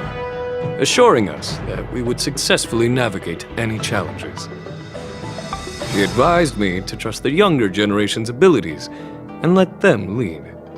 Her predictions, it appears, have come true. It's just... the Xianzhou Luofu's long-standing duty of keeping Hule imprisoned ended with his death on the Sky Splitter. This event is likely to bring much criticism from the Alliance's upper ranks. However, Hule's demise might actually be a blessing in disguise. Broadcasting this news could derail the Borison's resurgence and quash the ambitions of those who wish to take advantage of his return. Hand over Hule's remains to the Xianzhou Yaoqing, and I'll handle the explanations to the Alliance. But what about the war dance? While the Wolf Hunt mission was a success, the events on the Sky Splitter remain a secret. However, the news of the Borison's attacks on the streets will spread like wildfire. The war dance was interrupted, so it must be reconvened. As for the people who witnessed the attacks, beyond placating them, we also need to show them the Xianzhou Cloud Knight's fearless dedication. On the war dance's opening day, Rogue Borison attempted to stir up panic, but was swiftly neutralized by the Merlin's Claw and the Cloud Knights. A genuine tale of heroism that will captivate and calm the public. As Elder Huayan suggests, the Luofu will do its best to heal the wounded and compensate those who were affected. We aim to reopen the war dance in the coming weeks. This settles the immediate concerns on the Luofu. My thoughts linger on the orchestrator behind these events. From the onset of the Ambrosial Arbor crisis, the Xianzhou Luofu has experienced numerous disturbances, directly linked to the Lord Ravager of Antilia. Her attempt to infiltrate the Xianzhou with the Borison and sway the Luofu preceptors to join the Sanctus Medicus's insurrection was unsuccessful. But I have a feeling that she is indifferent to the success of her plans. Rather than outright victory, Fantilia's motives seem to lie in breeding discord and chaos among allies. Should the Alliance fail to mend these rifts, it risks disintegrating into a pile of sand. The goal of the Xianzhou Alliance has not changed for thousands of years. Perhaps we should point the weapon in our hand toward this new adversary. I plan to bring this matter before the Marshal following the war dance. With Elder Huayan's insight, one wonders how the Marshal will react. It's clear we're engaged in a game of chess not seen in thousands of Amber eras. A game where even the strategists become pawns in battle, where the stakes are as high as the fates of countless stars in the sky. Predicting the Marshal's decision is beyond me, yet she's well aware of our concerns. She has tasked General Yao Guang with performing extrapolations day and night to gauge the situation comprehensively. We gathered today not just to tackle the Luofu's predicaments, but also to address a matter requiring our collective presence. Yao Guang has sent a message from the Xianzhou Yuchui, informing us that she wishes to share the results of recent calculations she made within the Matrix. Jing Yuin, I'd like to borrow the seat of Divine Foresight's chessboard for this purpose. Hello, everyone. It's been a long time. Over 3 decades have passed since we last convened. I've dearly missed each of you generals during this time. Was the Seer strategist thinking of us, or thinking of the fates we're destined for? The Merlin's Claw. As blunt as always. Though, not everyone's cup of tea, huh? You once told Jing Yuan, you're lucky that I'm the one who came this time. If it were the Seer strategist, this conversation might not be so friendly. I'm intrigued. Did the conversation really come to pass? I've never heard anyone mention that the Decalite reflection barrier could eavesdrop on even the quietest whispers. It appears that the Marshal sent not just 2 generals to the Luofu, but an uninvited 3rd guest as well. People have been saying that Mr. Jing Yuan's intellect shines as brightly as the seer strategists. With the Luofu caught in such strife, the Yuchui couldn't just stand by and watch. Seer strategist, our time with the Yellow Bell is limited. Let's get straight to the point. Alright. Thanks to Mr. Jing Yuan, the interrogation of the 2 prisoners on the Yuchui has concluded. Mr. Jing Yuan's speculations were correct. Of the crimes they confessed to, planting a Stellaron on the Luofu was a complete fabrication meant to mislead. Their real aim was to secure a meeting with the Marshal to present their Godslayer protocol, a strategy they firmly believe in. And what was this grand strategy proposed by Jing Liu and that traveler? The narrative they painted was vast and difficult to put into words. It all revolves around the coffin of the blonde traveler. To be precise, it's the remnants of the propagation. The remains of the Swarm Author? More accurately, it's a fragment of the Divine Body. In the future they depicted, this fragment serves as the final nail, sealing the fate of the Plague's author and securing its doom. Before reaching that point, battling the gods necessitates a larger alliance. Hence, they sought out an ally for the Xianzhou. I assume you've all heard of the famed Genius Society member number 81, Ron Mei, haven't you? The Eye of the Yuchui has just seen this uninvited guest arrive on the Xianzhou Luofu. 3, 2, 1. Right on time. Now, as for the best way to receive our distinguished guest, I'll leave that in your capable hands. Do you remember your name? My name is Ting Yun. I serve as an ambassador of the Whistling Flames Merchant Guild on the Xianzhou Luofu.